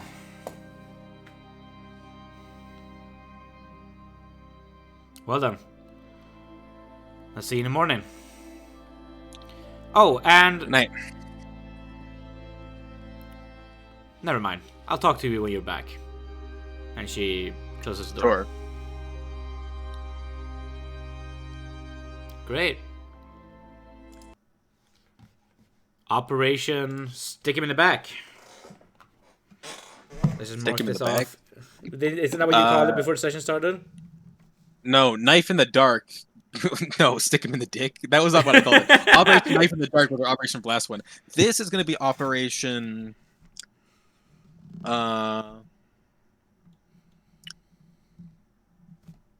going to be Operation Lead a Horse to Water. Is that a Columbo thing to do all these operation names? No, that's all me.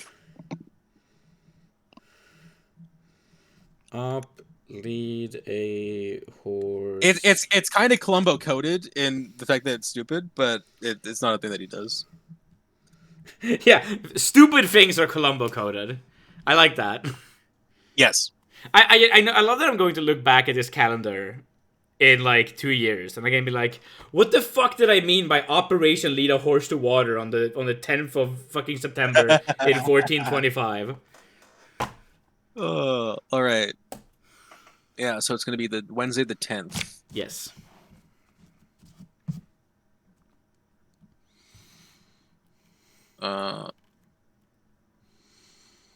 Wednesday the 10th of September. Yep. Yep. All right. Great. Let's find some operation music or something, I guess. Operation music. I don't know. Planning music? I have a planning folder. I think we just planned. Yeah, but we're still setting up, right? Yeah. So Agnes has sent out orders to gather a bunch of people up on a city river ship. Definitely exists. That's no problem. Yeah, I assumed so. And you have 60 The city people. on a river and a lake didn't have a ship would be crazy. Yeah. In fact, 60 people. I think there's about 3 ships here that you need to take all these people up. Oh yeah, sure. And these are river boats more so. So they're more like very long rowboats, you know, where everyone gotta like row together. They're river boats. This is, however, the grandest river in all of this continent. This river is...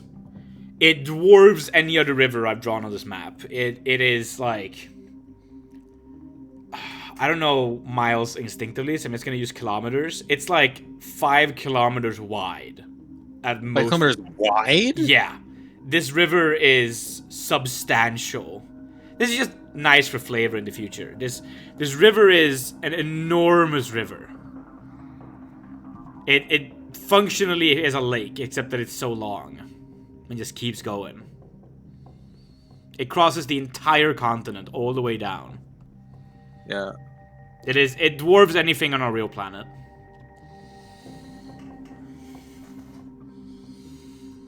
It is a fantasy river. I'm like, that seems fantastically wide, and I look Yep. up what is the widest river in the world, and it's like, oh, it's not even close. Yeah, what is the widest The river? The Rio at its widest is like 140 miles wide. 140 miles? That's way longer than 5 kilometers. Yes, that's like 200 kilometers wide. That's crazy. At its widest during the floodplain season. Sure. This thing doesn't really flood down here that much. It floods higher upriver, though. It floods a lot around, somewhere in between... gonna make sure that the potential audience can see this. In the areas between Arkham and Cagium, it has more flooding that goes on. But that land sort of absorbs the water so well that the parts that go all the way down to Lake Cladis, they don't really flood as much. I don't know if that's realistic, but that's how I thought it up. For reasons. You like my nice Axbow lake up there? I watch river videos on YouTube.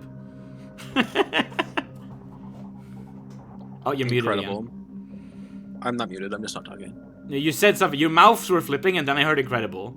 So one word was caught, unless you were just mouthing. I think I was just mouthing. God damn it! You did that before you were typing as well. You were typing, and you were going. Yeah, all right. I was looking for the place that is the widest part of a river in the world. Yeah. Yeah, it's pretty big. Yeah. Rivers be big.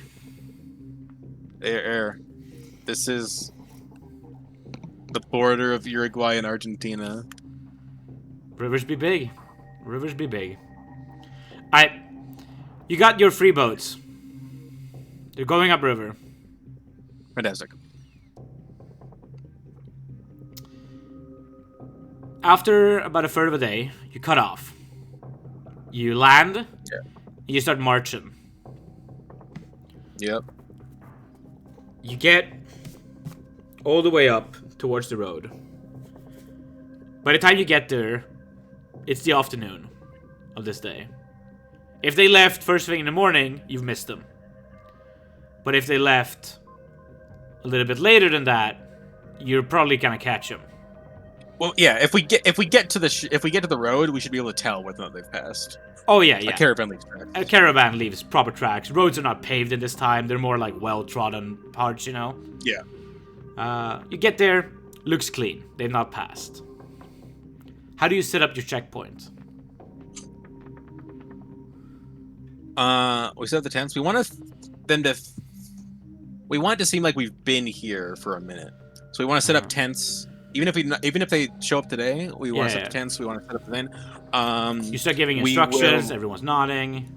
Yeah. You can sort of orchestrate this thing. You have so many men to do things. Yeah, I'm doing quartermaster shit right now. I'm okay, set up tents over there. Command center over here. I want, if we have time, I would like. Let's cut down some trees and let's like make a small gate. Everything needs to check through here. Basically just like a wooden arch, like 2 logs. Some men start building a gate. Yeah, come 4 logs. We build a small gate. Everybody needs to go through here. Stuff like that. So your soldiers are mostly armed with shields and spears. That's the loadout. You've got your cestus. You're a weird guard. Yeah, I'm a cestus. Yeah. You got your longsword as well, I guess. I think here I'll wear my longsword. Yeah. I mean, you have your cestus, but you're wearing your longsword. Yeah, I have a cestus, but I'm wearing my longsword at my hip, unlike I usually am. Yeah. And then I have my crossbow as well. It's great. Well done. Decked out. Pretty decked out. Everything starts building. The gate starts being popped up. The gate's about halfway done when a scout comes in and says, what do I call you? Samuel? We saw them. They're approaching. How far away? Distance. Maybe 50 minutes out. 15 or 50? 15. 15? All right. I want everyone to like. All right, everybody, get ready. Look less busy. Look more like we've been here for a minute. That like we are. You probably briefed everyone on this operation. Everyone's in on exactly what's happening. Or you left. We want to make sure that like. No, I've briefed. But I think when we disembarked on the boats, I like got up and was like, okay, here's the operation. This is Operation Leo Horse to Water. This is what we're doing. And so I'm like, okay, everyone, they're approaching. It's time to like stop scrambling, look like we're doing stuff. The guys who are building the gate can keep building the gate, just like because it looks like we're doing something. Mm-hmm. Otherwise, I want everybody in position to start doing stuff. Look like we've been here for a while. We know what we're doing. Maybe even sit down and start having your lunch, and then you can get to work once they get here. We want to look like we're not waiting on pins and needles for them. We also don't want to look like we just got here. Right. Well done.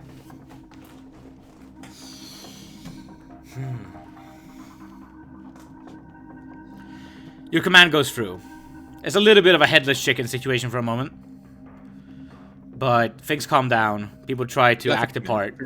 They're not actors, but they do their best. Yeah, take lunch. Take a lunch. The caravan gets closer. Yeah, I'll take my 15 minutes to like go around, try to lighten the mood. Pat people on the back, be like, hey, Akko, how are your kids? Is Akko here?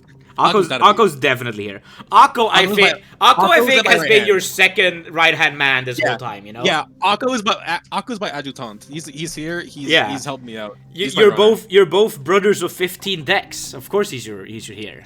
Yeah. So Akko's here. I'm gonna go around with those 15 minutes and chat everybody up. Try to keep the nerves calm. Keep the nerves calm. Yeah. Eventually you see the caravan pop over a hill. That's close. The hill that you had your scouts on, Mm-hmm. They have 6 wagons. That's smaller than I thought. Each led by 2 horses. I was expecting 20 wagons. No, they got 6 wagons. Each led by 2 horses. One of them looks nicer than the other 5. And as they get real close, are you the man who steps up and starts speaking to them? I will. I have a question, though. Yep. Ventus has a town guard, right? Even though they're obviously a lot Ventus more, has an organized militia. Okay. Ventus is the kind of place... We actually... So Ventus was recently explored on Lucius episode 3 and 4. Sure. Ventus is a place where if they have a problem, you go around, you talk to every single free man, and if he believes in your cause, he'll lend you his axe, Okay. I'm trying to figure out a bit of a cover story here. Why are we here? If That's easy. No one trusts Ventus. No place likes Ventus. Ventus is a place that during different... So Chaldeus is a country, right? Let's do a little bit of history here, just to let me talk about my world for a little bit. Sure, go for it. I have a plan, I think, but go for it. So, the country of Chaldeus is a loose alliance between a bunch of counties that have all been king of this place at different times. They've all have been bigger, they've all been smaller. There's been a whole bunch of warring in Chaldeus over a long time. Eventually, Cagium County, around Cagium, ended up holding the king seat, and they've stabilized things. They've united Chaldeus for the first time in a long time, but there's been a lot of warring states periods here, And Ventus has always tried to be neutral. They've always tried to, not belong to any county, not serve under any lord. They're a religious cult underneath a temple, so to say, but the temple's more a gathering place than it is a source of leadership, right? It's the god of freedom. They're all freedom people. Over times, they've been enslaved, they've been abducted, they've been mistreated. Ventus has a real underdog story going on. But from the outsider's perspective, that was the perspective I gave when Lucius showed up there. A guy, sympathetic to Ventus. But from an outsider's perspective, Ventus are these, untrustworthy motherfuckers who can't respect authority, who don't run taxes, who don't help out with transportation. Right now, they're technically supposed to be under the rule of Ignalia County. Ignalia is supposed to be keeping them in check, but no one really keeps Ventus in check, and so if you're a criminal, a lot of people might say, I'm just gonna go to Ventus and never be in problem, and there's gonna be a free man there. They have open borders, they're easy. Okay. So here's my plan. We got word from Cagium that Ventus was going to send a bunch of smugglers down to Rober. They found out for some reason because they're closer. They have information networks there. Criminals are coming from Ventus down to Rober in order to get to smuggle some sort of big shipment of weapons out of the bay, or something akin to that, right? That's the information that we got from Cagium. So we set out with a joint coalition from Cagium and Rober So I guess so. Cagium has a town guard. Cagium is the capital. Cagium is... Yeah, obviously. They don't have a town guard. They have a town army. Like, they have a city. Do we have similar uniforms? Was my question. No. Robur is culturally very different from Cagium. City-state Right, stuff, but we're the same country. I just wish we were... Yeah, okay. You are actually quite... you've only been the same country for maybe 50, 75 years at this point. Of course, you have been at other points in times in history as well. Again, Warring States period stuff, you know? Alright, scratch that. So, we'll say we got word from Cagium. So we went out here a while ago, hoping to catch whoever these people are coming from Ventus. And so we'll actually have set up the checkpoint facing the wrong way. Like, we'll have, like... Normally, how you set up the checkpoint, you expect most traffic to come one way, and so your tents are behind, right? So that you can, like, set up fortifications. We have it backwards, so we're like, our tents will be in the front. Right. Which, like, means, like, if, like... Technically, if we came under attack, we might, like... We would be in disadvantaged position, but I think they're so outnumbered that it won't be an issue. And that it'll make it look like we're not necessarily going for them. Okay. That's the plan. So I'm gonna basically So I'm gonna go approach. Yep. When they show up, I'm gonna be like basically overseeing like the when they get here. I'm gonna be overseeing like the gate construction. I'll have like give me a perception check. Like, we're doing stuff. Perception check. / roll d20. Shit, that's bad. Oh, that's bad. Yeah. The caravan approaches. As it approaches you, you see a driver there. Can Akko make a perception check? Akko make a perception check? Sure, but Akko only has 7 perception. You roll it for him. You roll it for him. Ooh. Yes. As it approaches, Akko leads into you like, Samuel, I saw a guy looking out talking to the driver on the way here. He had his head out and now pop back in again. They're worried.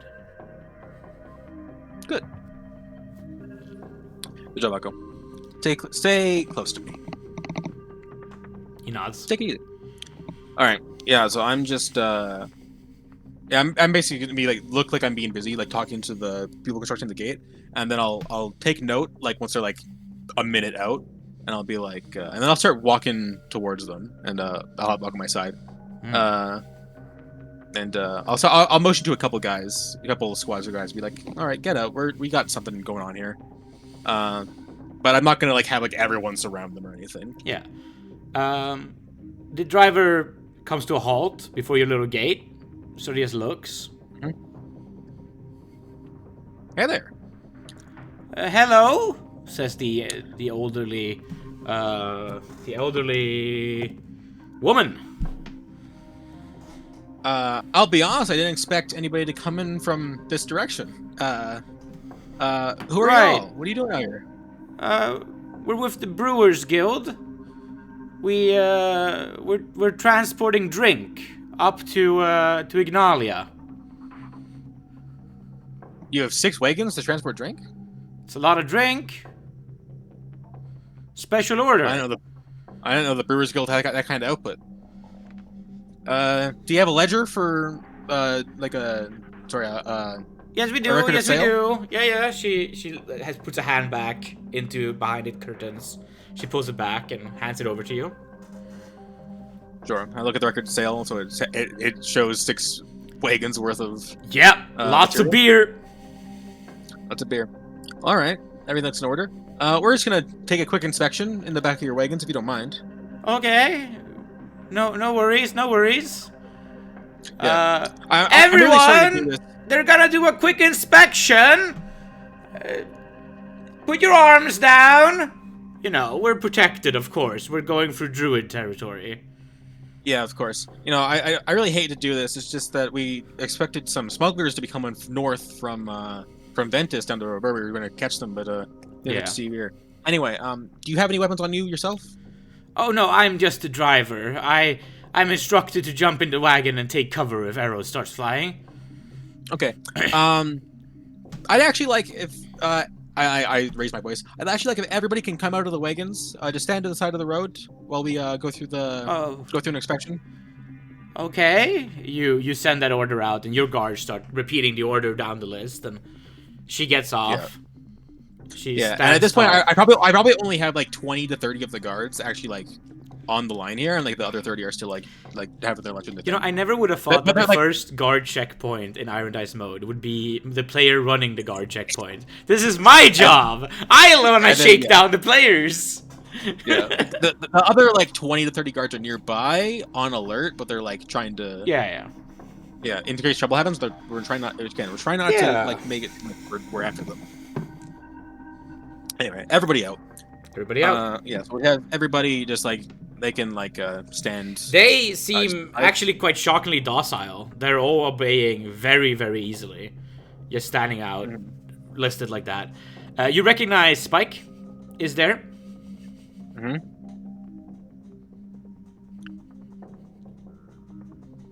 I'm gonna stop after passing by Spike. I'm gonna look at him and be like, "Do I know you?" The young but big man says, I don't think you do. You look familiar. You kind of look like my nephew. Oh. Maybe I'm your nephew. Your mama whore?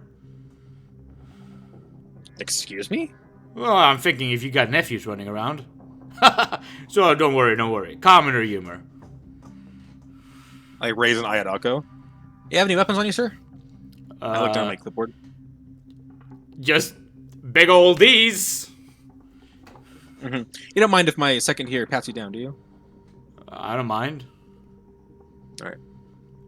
And he pats him down and comes up clean. No weapons? Okay. Nope. Okay.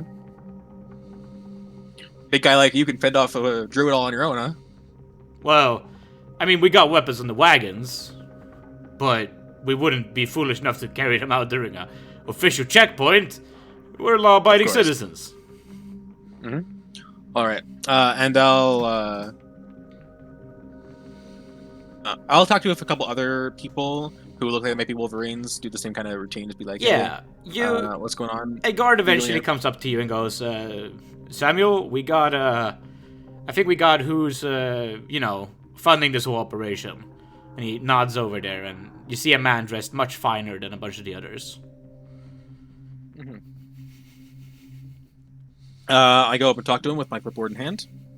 Hello, sir. This is your caravan? Yeah, this is my caravan. Hi, what's your I'm the...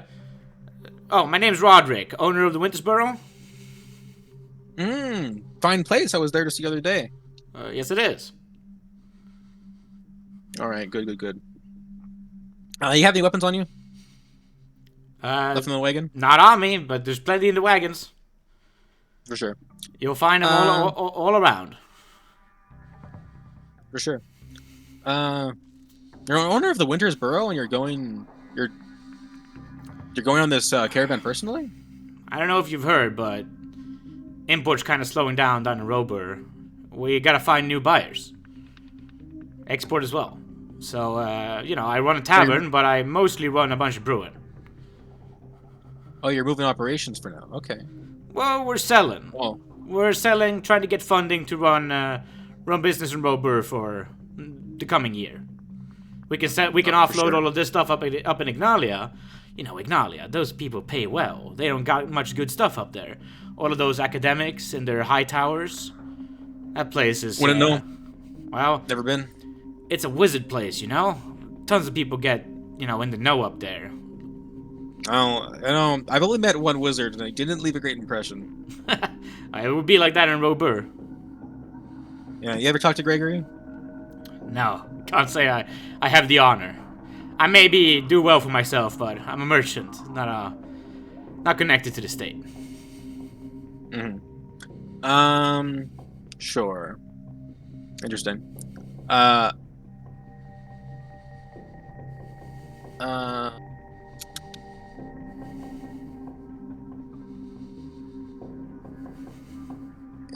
Interesting. Yeah.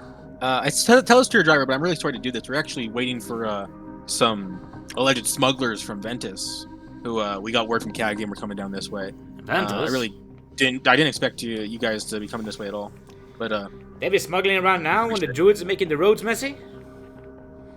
maybe that's the plan. They didn't think that we would think that they would be coming in during this time of year. Well, it's been a downright mess as of recent, I've heard. Talking to other merchants. Traveling these roads as of right now, those druids have set up some kind of trap up there. Some people were getting lost. That's why we travel in big numbers. Make sure we hold hands when we go for the woods. Yeah. Well, I wish you luck. This your wagon? Yeah. He points to the one that looks a little bit nicer. Yeah, that's the one I ride in. So I've had my guys going through inspections. They come to say anything yet? You've had your guys run inspections. One of them invites you over. Hey, Samuel, can you come take a look at this? Yeah, what's up? Jeffrey? Jeffrey brings you inside. He, you love it. That was funny. Jeffrey brings you inside, and he points over and goes, Hey, so, 5 guys looked at this barrel here and didn't see anything, but then I took a look at it. You know, observation in numbers and all that. A bunch of these barrels do have beer in them. There's no doubting that. But I don't know how to say that. I drink a lot of beer. And Robur beer has a very consistent color. It's just, we make it a special way down here, you know? And this don't have the right color. Not for a barrel this size. So I look at it, and it looks more shallow to me. Right? So I take a stick, and I jam it down the barrel. The stick's only wet for about a feet, maybe 2. Okay. You think it's got a false bottom?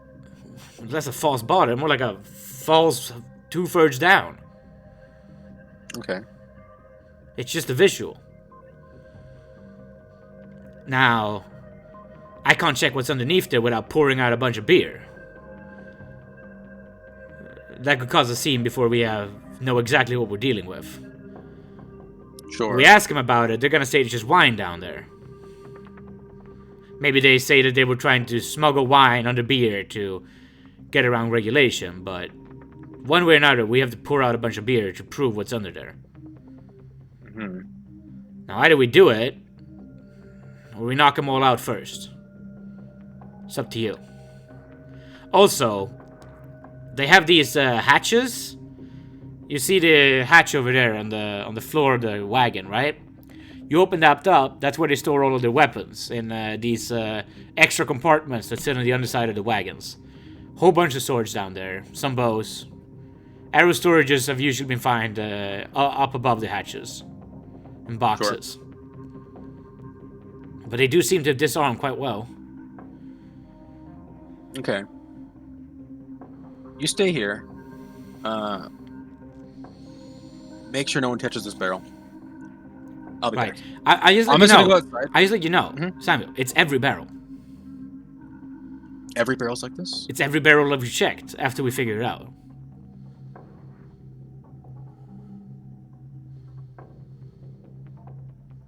All right. I'm gonna go. Wait here. Right. Look busy. He looks busy. I'll be a few minutes. Yeah. I'm gonna look outside. I'm gonna go up the line and make sure. I'm gonna double check, at least visually. I'm not gonna pat down literally every single person. I'm gonna visually check, but I think that basically everybody doesn't have any weapons. Yeah, basically everyone looks like they don't have any weapons. There's some people that have like longer shirts that could definitely be hiding some, but they've been patted down. At least most of them have been. At least, like it's a slow process, but you know you've ordered everyone to be patted down, so it's been happening. I'm gonna. So Mr. Roderick, that's the signal to the rest of the troops to like get up. I love that you never actually went to get the magic mouth, but you still kept the signal. But I still kept this signal. Yeah. You know how Mr. mad Roderick. Gregory's gonna be, by the way, that he prepared that spell. So Roderick, there's some interesting stuff regarding some of these barrels. I'm gonna need you and all of your compatriots to step to the side here. We're gonna remove some of your cargo and take a closer look. What's the issue? Well, we'll just take a look and step to the side. Where should we go?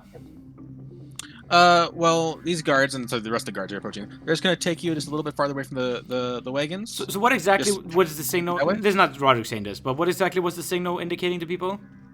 The cough was just like, hey, the like 20 to 30 guards who aren't like actively Yeah. here. I need you to come up and like move these guys to the side. There's like basically Okay, like so get in. double your forces, you know. Yeah. Yeah. The head your counts right forces. now is that you brought about 60 guys. These guys got about 30. So it's about you pretty much 2 to 1 outnumbered them. Yeah. So now and before this I had like 30 guys out, so we were like 1 to 1. Yeah. Now I'm getting the rest of the guys to come up here, move everybody to the side, and then we're gonna take out a couple barrels. A wagon can usually And, take about 14 guys, by the way, so they could have had more, but they got a bunch of cargo, right? So that's why they got about 14. So I'm gonna got a couple barrels. We should have like, I mean, if we have like any, I don't want to like look like I'm being an asshole or anything. So like if we have like any empty barrels of our own, just like from like water or like things that we stored other like materials in that we You got like some water unloaded. barrels? Yeah, sure. Got some water barrels. Like an empty water barrel because we've been chugging all day because we've been working hard. Let's like dump, we'll like just like transfer the beer into one of these empty barrels. Yeah, that's actually a really good way to not initiate conflict immediately. That's clever. Yeah. Write down a clever idea point for yourself. We'll remind that for XP later.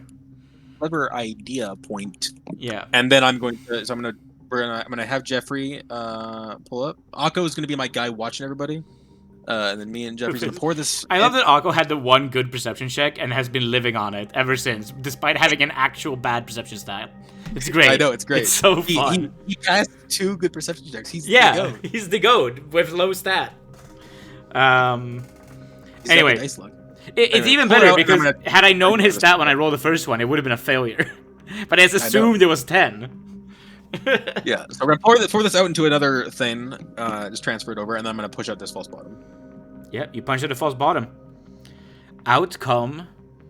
Do you punch it so that like what spills out is in front of everyone? Like everyone sees this, including the no. the gang? I'm gonna be able to roll that. I'm gonna keep it straight up, and then I'm just gonna like either push it or like pull it up. Just right. So who sees this? Are you in a wagon? Yeah, we're in the. Well, no, we're gonna be out on the side of the road because I had to like pull it out. And then right. So then at least 15 of the crooks are gonna see it. Yeah, they're gonna see me push it down. Yeah, great. Out so spills... me and Jeff are looking at it. But they can't see what they can't see what nothing's gonna spill out. I'm like pulling the cover off. So me and Jeff are gonna see what happens, but they're not gonna see what we're seeing. Yeah, but they're seeing what we're doing. Out spills gold. A whole bunch of gold. Mm-hmm. Yep, you got a whole bunch of gold spilling out. Okay, it's not spilling out. I want to be clear. Right, but it's in the barrel. It's in there. You got you got a whole bunch of gold in the barrel. Sure. I'm just gonna dig my hand through, make sure there's nothing else like buried in the gold. Oh yeah, there's other stuff buried in the gold. Mm-hmm. There's a bunch of fine weaponry. Mm-hmm. Looks like it's Gonna have to reveal some of this fine weaponry because I'm looking for a fine weapon. You pull up a fine weapon. It's not the one you're looking for. Give me an intelligence check. 20. What's my? You're gonna get some information here no matter what, but I'm just gonna judge how much info I give you. Some stuff here is obvious. My int is 6. I forgot. Yeah, it is a failure, but it's not too bad of a failure. It wasn't too bad. And because like the higher the worse, right? Yes. So,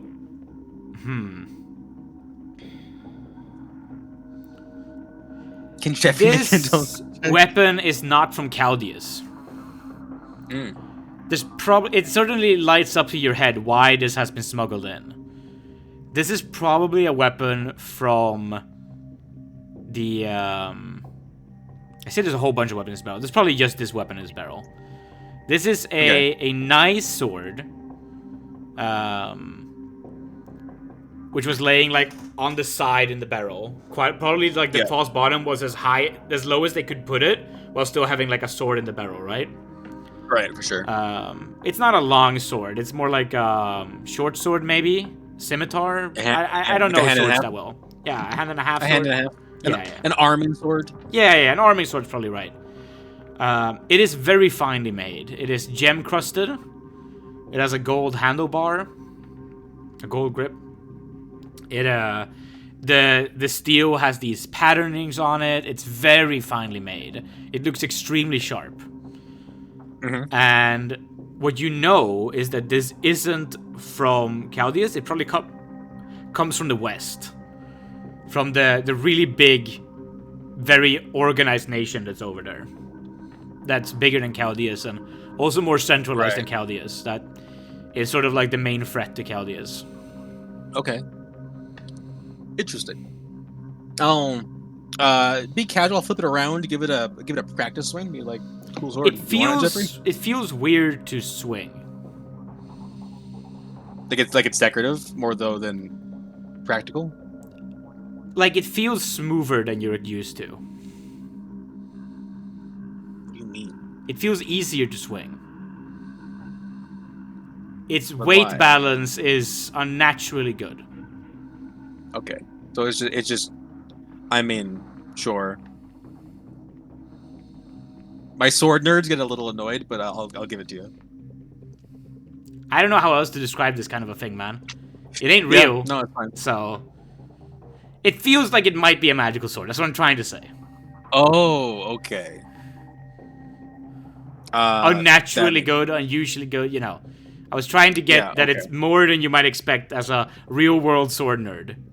I'm like, Eddie's sword should have good weight balance. It's like, that should just make sense. That's yeah, what a sword but it's like, be. the weight balance that doesn't feel possible, you know? With how good it is. Yeah, sure. Cool. Nice sword. You want it, Jeffrey? It was a joke. Pat on the back. His white turns pale for a moment, and then has a used sigh of relief when you put it back. So I put it back in the barrel. All right. Yep. Get the rest of them. You start opening the rest of them, and at this point you hear from outside, "How long is this going to take? I don't understand. What are you doing with our wares in there?" Well, I'll leave Jeffrey. I'll leave like 10 guys, 20 guys over there to like do all this stuff with the barrels. And I'll go talk to Roderick as he's complaining. And I said, "Well, Roderick, I believe that sword I just found, as well as the piles of golds, are not on your shipping manifest and seem to be deliberately hidden. That seems like cause for concern, maybe illegal activity to me, wouldn't you say?" Those are personal affects. Okay, well, so far, maybe that's true. I'm just gonna take a look at the rest of it, and if it all checks out and they all seem like they're personal affects, then I'll send you on your way. He looks a little bit concerned about this whole situation. Like, he clearly was not expecting this. Like, this was not on his things I should be aware of when heading out list this morning, you know? Good.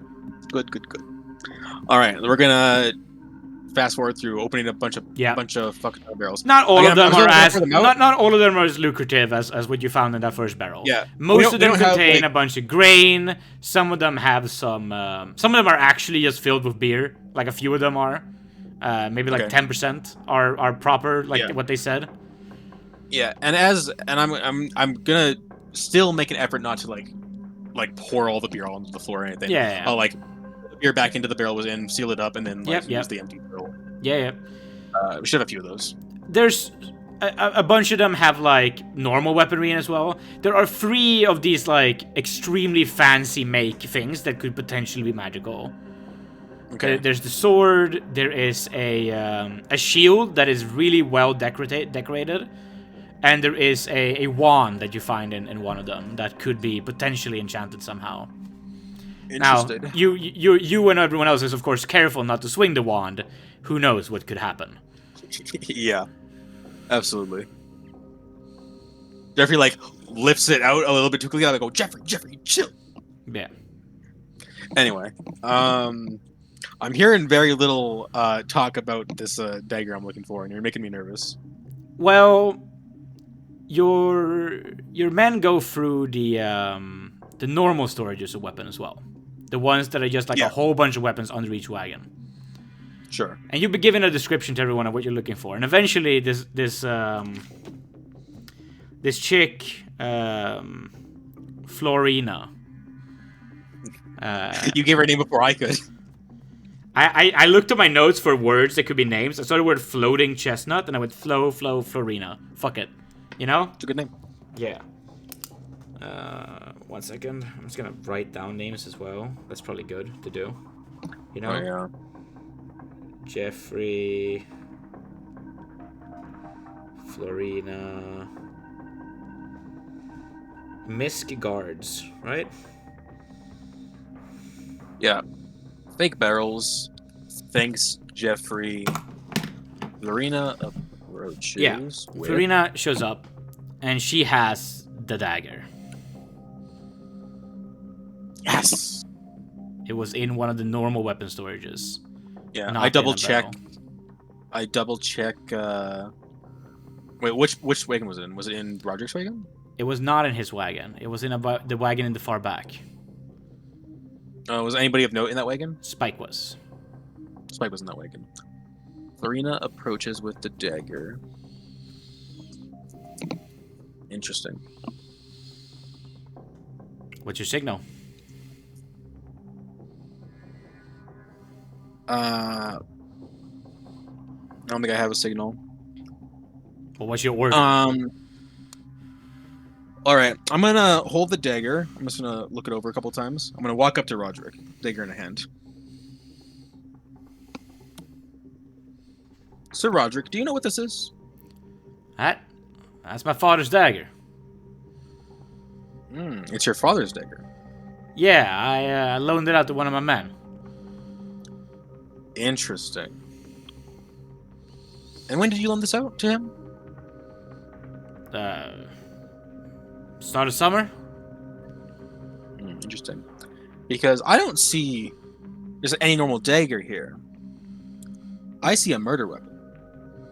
Murder weapon for who? It's a dagger. It's probably killed plenty of people throughout the years. That thing's as old as our family line. I found this in the back of Mother Clara the other day. Sort of... In the back of who? Mother Clara?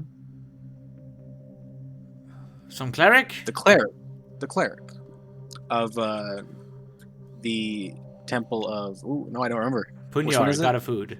Punyar. Temple of Punyar. Do you know anything about that? I've heard there's a temple of Punyar in town. Can't say I go there. Spike, why don't you come over here? Spike, do you know anything sort of about... scuffles over. Do you know anything about this dagger and the and Mother Clara? No. And at this point, Roderick comes in and goes, "If you need Spike to come back to Rober and answer questions, you can have Spike." And Spike looks over like, What do you mean he can have me? It's like, shut up, Spike. If you need to take Spike back, take Spike back. I don't give a fuck. But we got a deadline. We got to cut through Druid territory before dark. You gonna let us go? Yes. I'll certainly be bringing Spike back for questioning. Along with all of you who are under arrest for conspiracy of murder, for Mother Clara, as well as dozens of innocent sailors. Yeah. So this is where everyone starts resisting. Rye bread. This is where everyone starts resisting. So we're gonna need to do some rolls.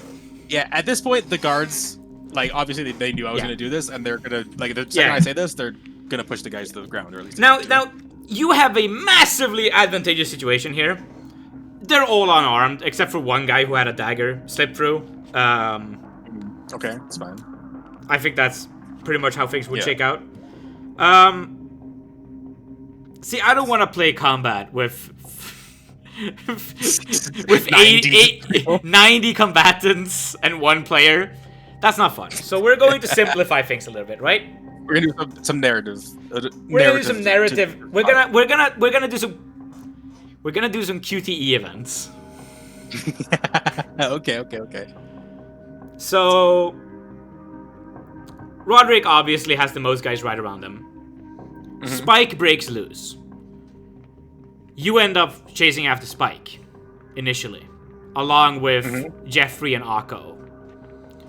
So give me a Constitution check to see if you're able to get Spike or if he ends up getting away. Because he just backs off. He just dashes out into the wilderness. Oh, he just dashes. I thought he was going to dash for a weapon. No, he dashes off to the wilderness. So let's see if Spike gets away.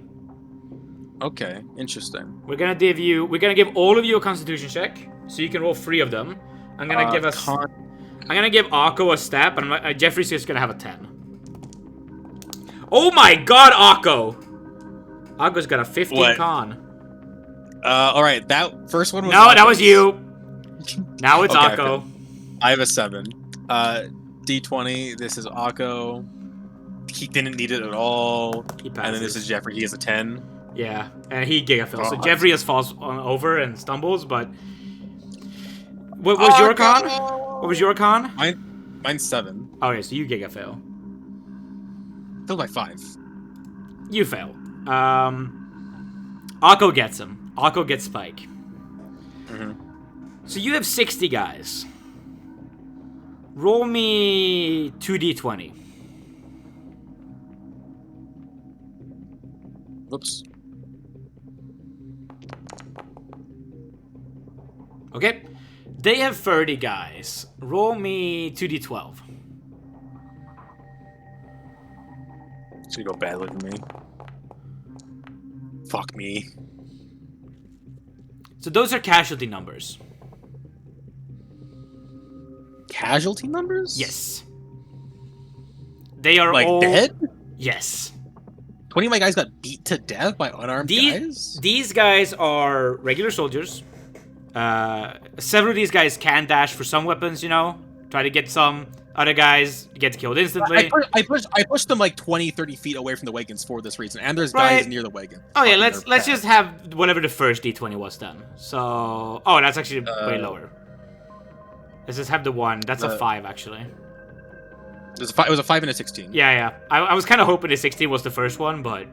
No, the 5 was the first one. You're lucky on that one. That makes more sense. Okay, 5 guys die. Sure. I'm shocked that fine. anyone dies. to That's be fine. honest. That seems crazy. No. It's a massive chaotic thing with a bunch of people who have d6 hit points. You can die from a punch if you have 1 or 2 hit points, you know, because punches do d2 damage. It's very doable. People die from bar fights all the time around the world. Okay. You get 5 guys dead. They got 19 guys dead. So you've not captured too many guys. But at the end of the fight, you've got 11 subdued, captured guys. So let's just give... Spike, Roderick. Spike is definitely alive. most of the civilians. Roderick was instantly subdued by a lot of guys, so he's probably fine. Yeah. And then you got 9 guys. Yeah. And 9 people probably like more so like most of like the civilians, like the old lady who probably didn't resist very much. Probably the old lady didn't resist that much. You got more civilian people here. You got some guys who did get eventually just tackled down. You got some people who survived on 0 HP, and so they'll wake up later, you know. Yeah, but most of the casualties are probably like his actual like henchmen. Yep. Okay. Yep. You have eliminated most of the Wolverine gang in this town. And I think we're going to discover one final thing, and then we're going to cut session. You pat these people down more properly as you have them all under wraps. And you find a scrap of paper on Roderick in his pockets. And you recognize that it's very similar to a scrap of paper you've seen before. That guy is sketchy. And that's where we're gonna cut the session. That's where we're gonna cut the session. That's where we're gonna cut the session. Okay. Okay. I get 10,000 XP. You do get a lot of XP today. I got a lot of money. Yes, you did. I got a lot of money for the state. Yep, you sure did. A lot of bounties, a lot of money. 5 guard casualties. Yes. I hope you know that next session I'm making sure that we're holding a funeral. Now, because you're getting a better lot of name all XP 5 today, I would like you to know that you cannot level up more than once during a session. So if you do level up today all the way, you do get you get within 1 XP of the next level after that. That's the cap. Oh. That's the cap? That's the cap. Cringe. So if you were to get 2 levels today, you would be 1 XP away from leveling twice, and then you'll probably level again after the next session. But all the XP past that does get lost. That's cringe. That's how it works. You have to play at least 1 session at every level. Sure. I was thinking like maybe you could like, you know, it would be you would go over the cap, but the actual level up itself is like stored. Nope. The XP stays. Nope. Like it's applied. I have watched players beg and plead on their knees for XP against Koibu for this rule, and he has held firm, so I will hold firm. To respect my goat. I did it because Koibu did it. Why do I gotta think of myself? It is also in the book! It's also in the fucking book! Wait. I can't bend the rules. I have to listen to a book that a guy wrote 30 years ago. Wait. Yeah, I like the book from 30 years ago. That's why we're playing the book from 30 years ago. Well done. Book from 30 years ago can lick my nuts. I love how players are always the same. Guy is introduced to playing EXP system for the first time in his D&D playing career. Instantly mad at experience rules. That everyone is also mad at. It's great. Everyone's the same. If everyone's mad at it, maybe it's a bad rule. No, maybe it's a great rule. Because you're supposed to play a session at every level. You could do it. You could still do that the way I said. Keeping track of ghost XP is the cringe. No, it's not. You don't have to keep track of ghost XP. You just have to keep track of your max. There is XP a limit to how much a person can grow as an individual over a certain amount of time. Okay, that's just. You can't always get better that fast. Okay. Here we go. Let's have I can't wait to talk my way into getting one of those magic weapons next session. That's gonna be fun, isn't it? It's gonna be so difficult. It's not gonna happen, but I'm gonna try. Lucius had a magic item. He found one. Cool. He didn't talk himself into one. He found one. It didn't help him I much. found 3. But I'm gonna have to talk myself into getting Actually, it one. helped him a ton. Who am I kidding? That magic item did us so much for him. Oh, man. Alright. I try not to say too much, because you still need to watch Lucius, but... Yes, I do. Lucius was a fun campaign.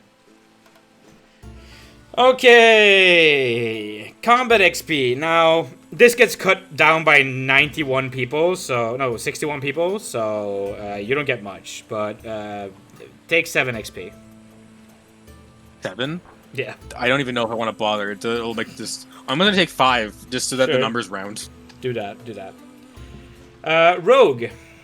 Per successful piece of gold value, treasure obtained, which we of course switch to money earned for the state and bounties captured, dead or alive.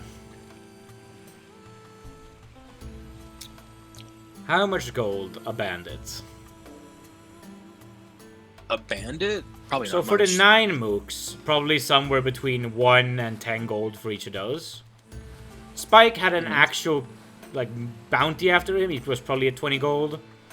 I mean, Spike murdered a cleric, so his bounty should probably be higher. He's probably at 20 gold. Okay. Being a murderer. So I don't get the full Roderick. 20. No, How much XP do I get per gold? 2 XP per gold. Right, okay. So I'm gonna average those out at 2 each. So that's 9 times 2, that's 18, plus 20 is 38. And then with Roderick, let's just round it up to a clean 50 in people bounties. So take 100 XP for all the bounties. And then we got all the gold that you took. Now, magic items are unprized in D&D, the way I play it. Like, they don't have a gold value. So I'm just gonna give you a flat 250 XP for each of them. And for each magic item? Yeah, so slot you a solid 750 total for those 3. And then pure gold you found in those barrels was probably around 2,000. Okay, what is the level 4 threshold?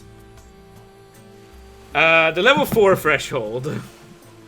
Is it 5,000? PHB.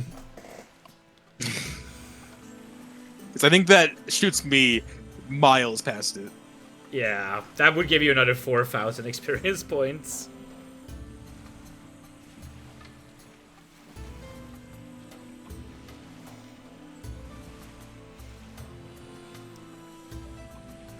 Yeah, 4 is 5,000. So you Okay. get to 4,999? Yeah, easily. Yeah, okay, let's level up to 3. And get you to 4,999. What's the level threshold after level 4, just so I can write it down now? Level threshold. I closed the book again. Is it 10? I closed the book. Why did I close the book?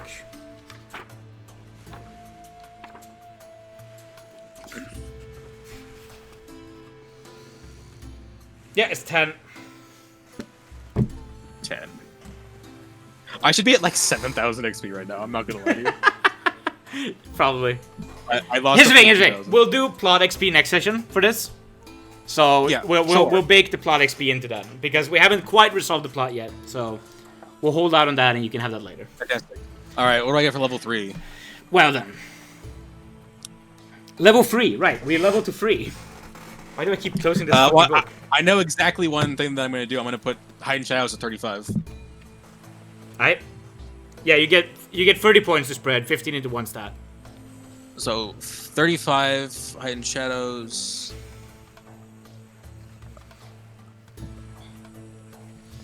Is there like a thief skill you get here?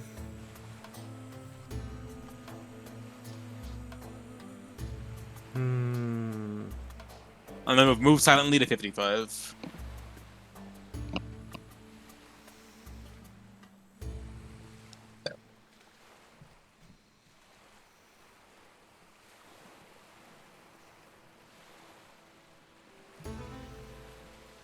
Figure out letters that are on, blah, blah, blah. To determine the initial value of each skill, the scores are proceeded.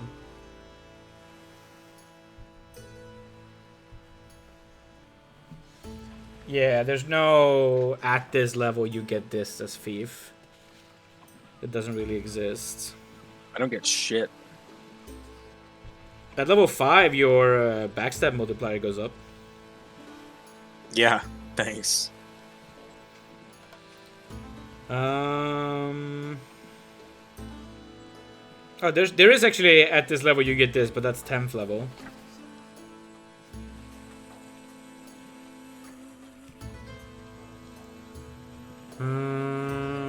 I think your FACO goes up though at 3rd level. Because I know what that means. You're to hit. Yeah.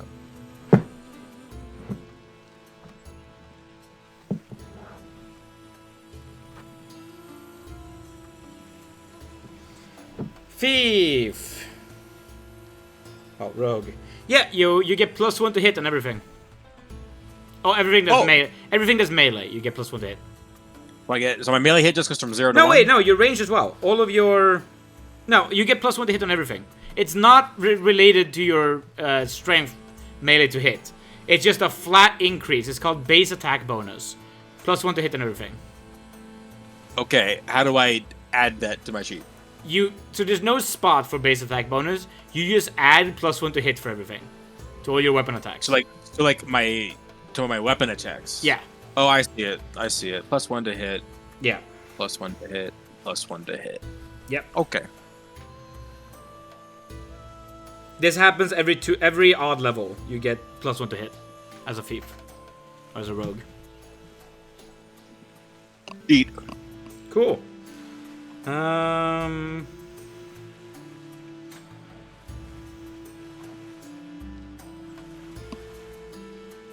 The level 3 is the only level where rogues are better than priests at hitting with weapons, and then they outscale you. Because they get 2 every 3, and you get 1 every 2. So you start out a little bit faster, but then they outscale you. It's kind of funny. Is it? It is kind of funny. Oh. Right? Looks good. That's it? Do I get an HP increase? Oh yeah, you roll me a d6 as well for HP.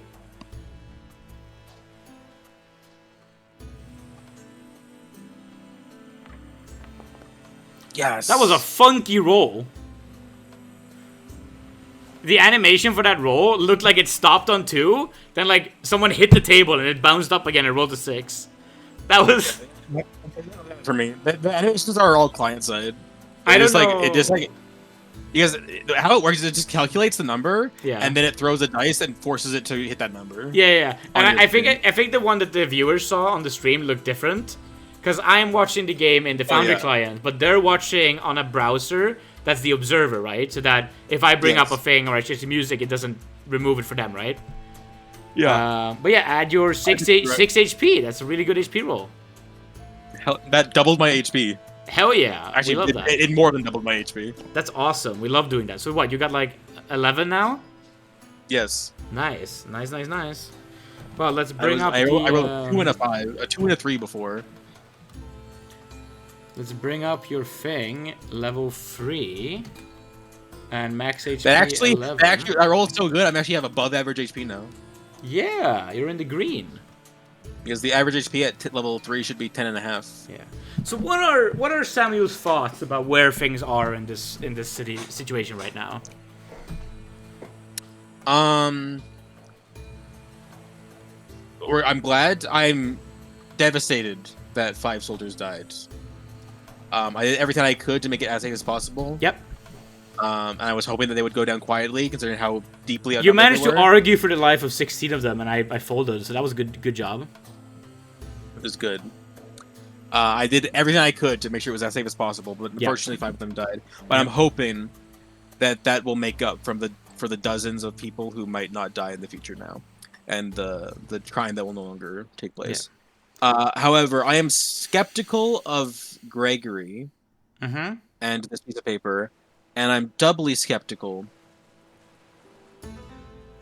of the true motive for the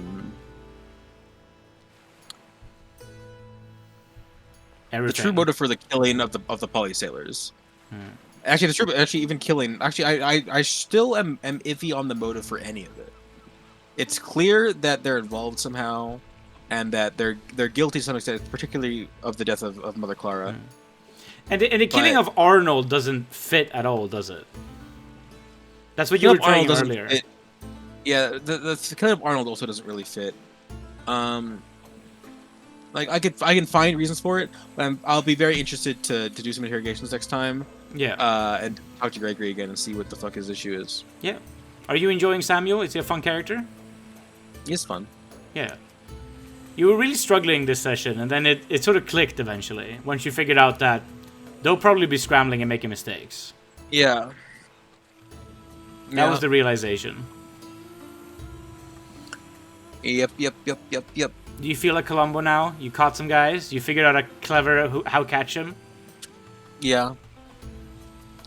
I liked my clever how catch him. Yeah. Now we have to march back to town, and then we have to have somebody else march back up the river to go with the boats. Yeah.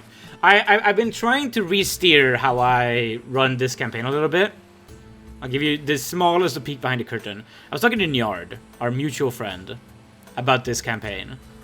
And about the inspiration for it. And Njard happens to be a Columbo enjoyer as well. Oh, good. Yeah. And he told me that if I'm running a Columbo-inspired campaign, I really shouldn't make it that much of a whodidit.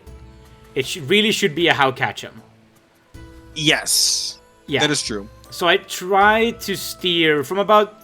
Well, session 3 and 4 is past me realizing that. So I've been trying to... I was going to give you a similar feedback. I was going to give you the feedback of... You finish, I'll give you my thought. No, I was just going to say, those 2 sessions are after I made that adjustment to how I write this, so that's fun. The feedback I had, less so makes it to like more Columbo, which I think that is a good suggestion from Yard. But I think the thing last session when I'm like, oh, this is clearly the doing, or at least these people are being framed. Like this is like the central like figure behind the thing is this Roderick guy.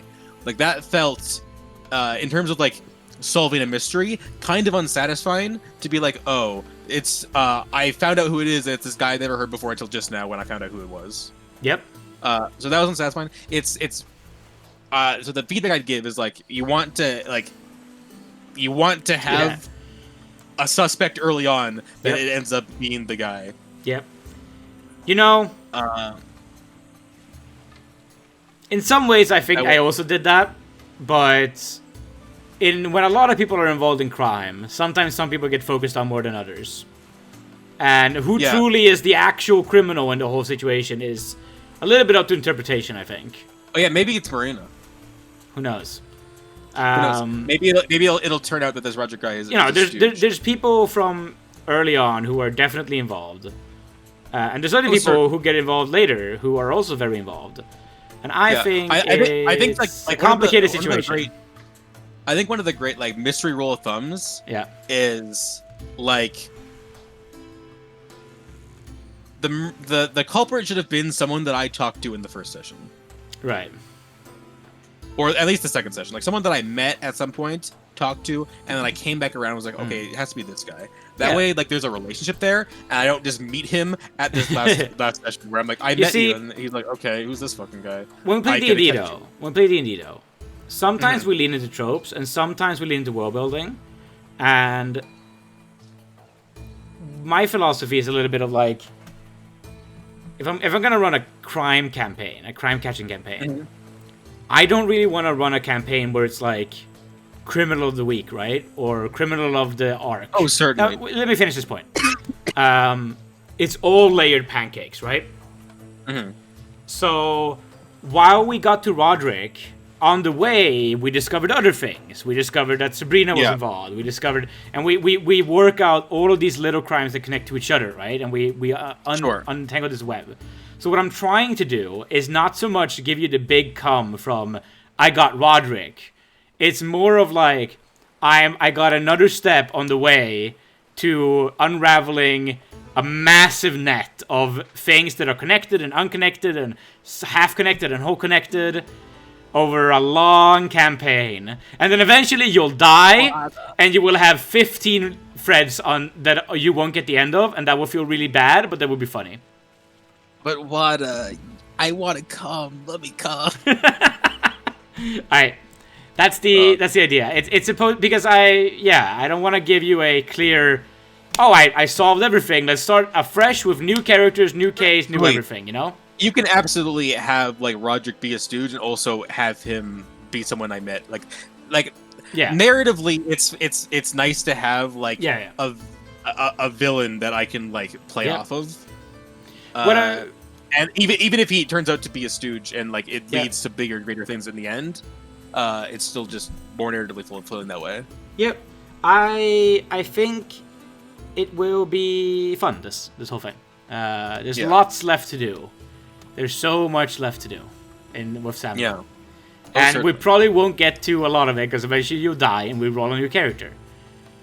I mean, David's going on his third character, you know? Yeah, David's going on his third character. My goal is to never die. Well, I'm telling you this right now. I'm going to die eventually, but I play this character specifically in a way that minimizes risk as much as possible so that I can try to live as long as possible while also doing my goals. I mean, you're gaming. Samuel is a man who takes the least amount of risks and reaps all of the rewards. Yeah.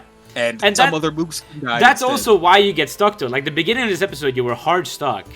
And a lot of it was just like, I'm not willing to take risks, so I'm stuck. You know? It's not that I'm not willing to take risks. I'm not willing to go get beat up just so I can talk to a guy. Hey, we have different ideas of just how risky certain things are and other things are. But okay. That's like a 90% death kind of risk. Which sounds like a great time. That die roll will be amazing. No. Alright, thank you guys for watching Irondice mode. Never reroll. And we will see you on the next one. I'm actually recording Irondice in 7 hours again, so... Incredible. We're recording, Riodon. Riodon, I think his name is. Riodon 1. Gonna be fun. We're playing a druid. I want to play a druid. We're gonna play... We're playing an evil druid, is what we came up with in character creation. He's gonna go... My greatest nightmare? Kill Kagium, I think is his goal.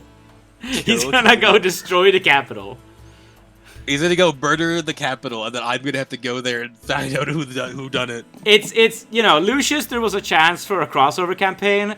With Riordan, I feel like he wouldn't work well with Samuel. We'll see how that goes. It's gonna be fun.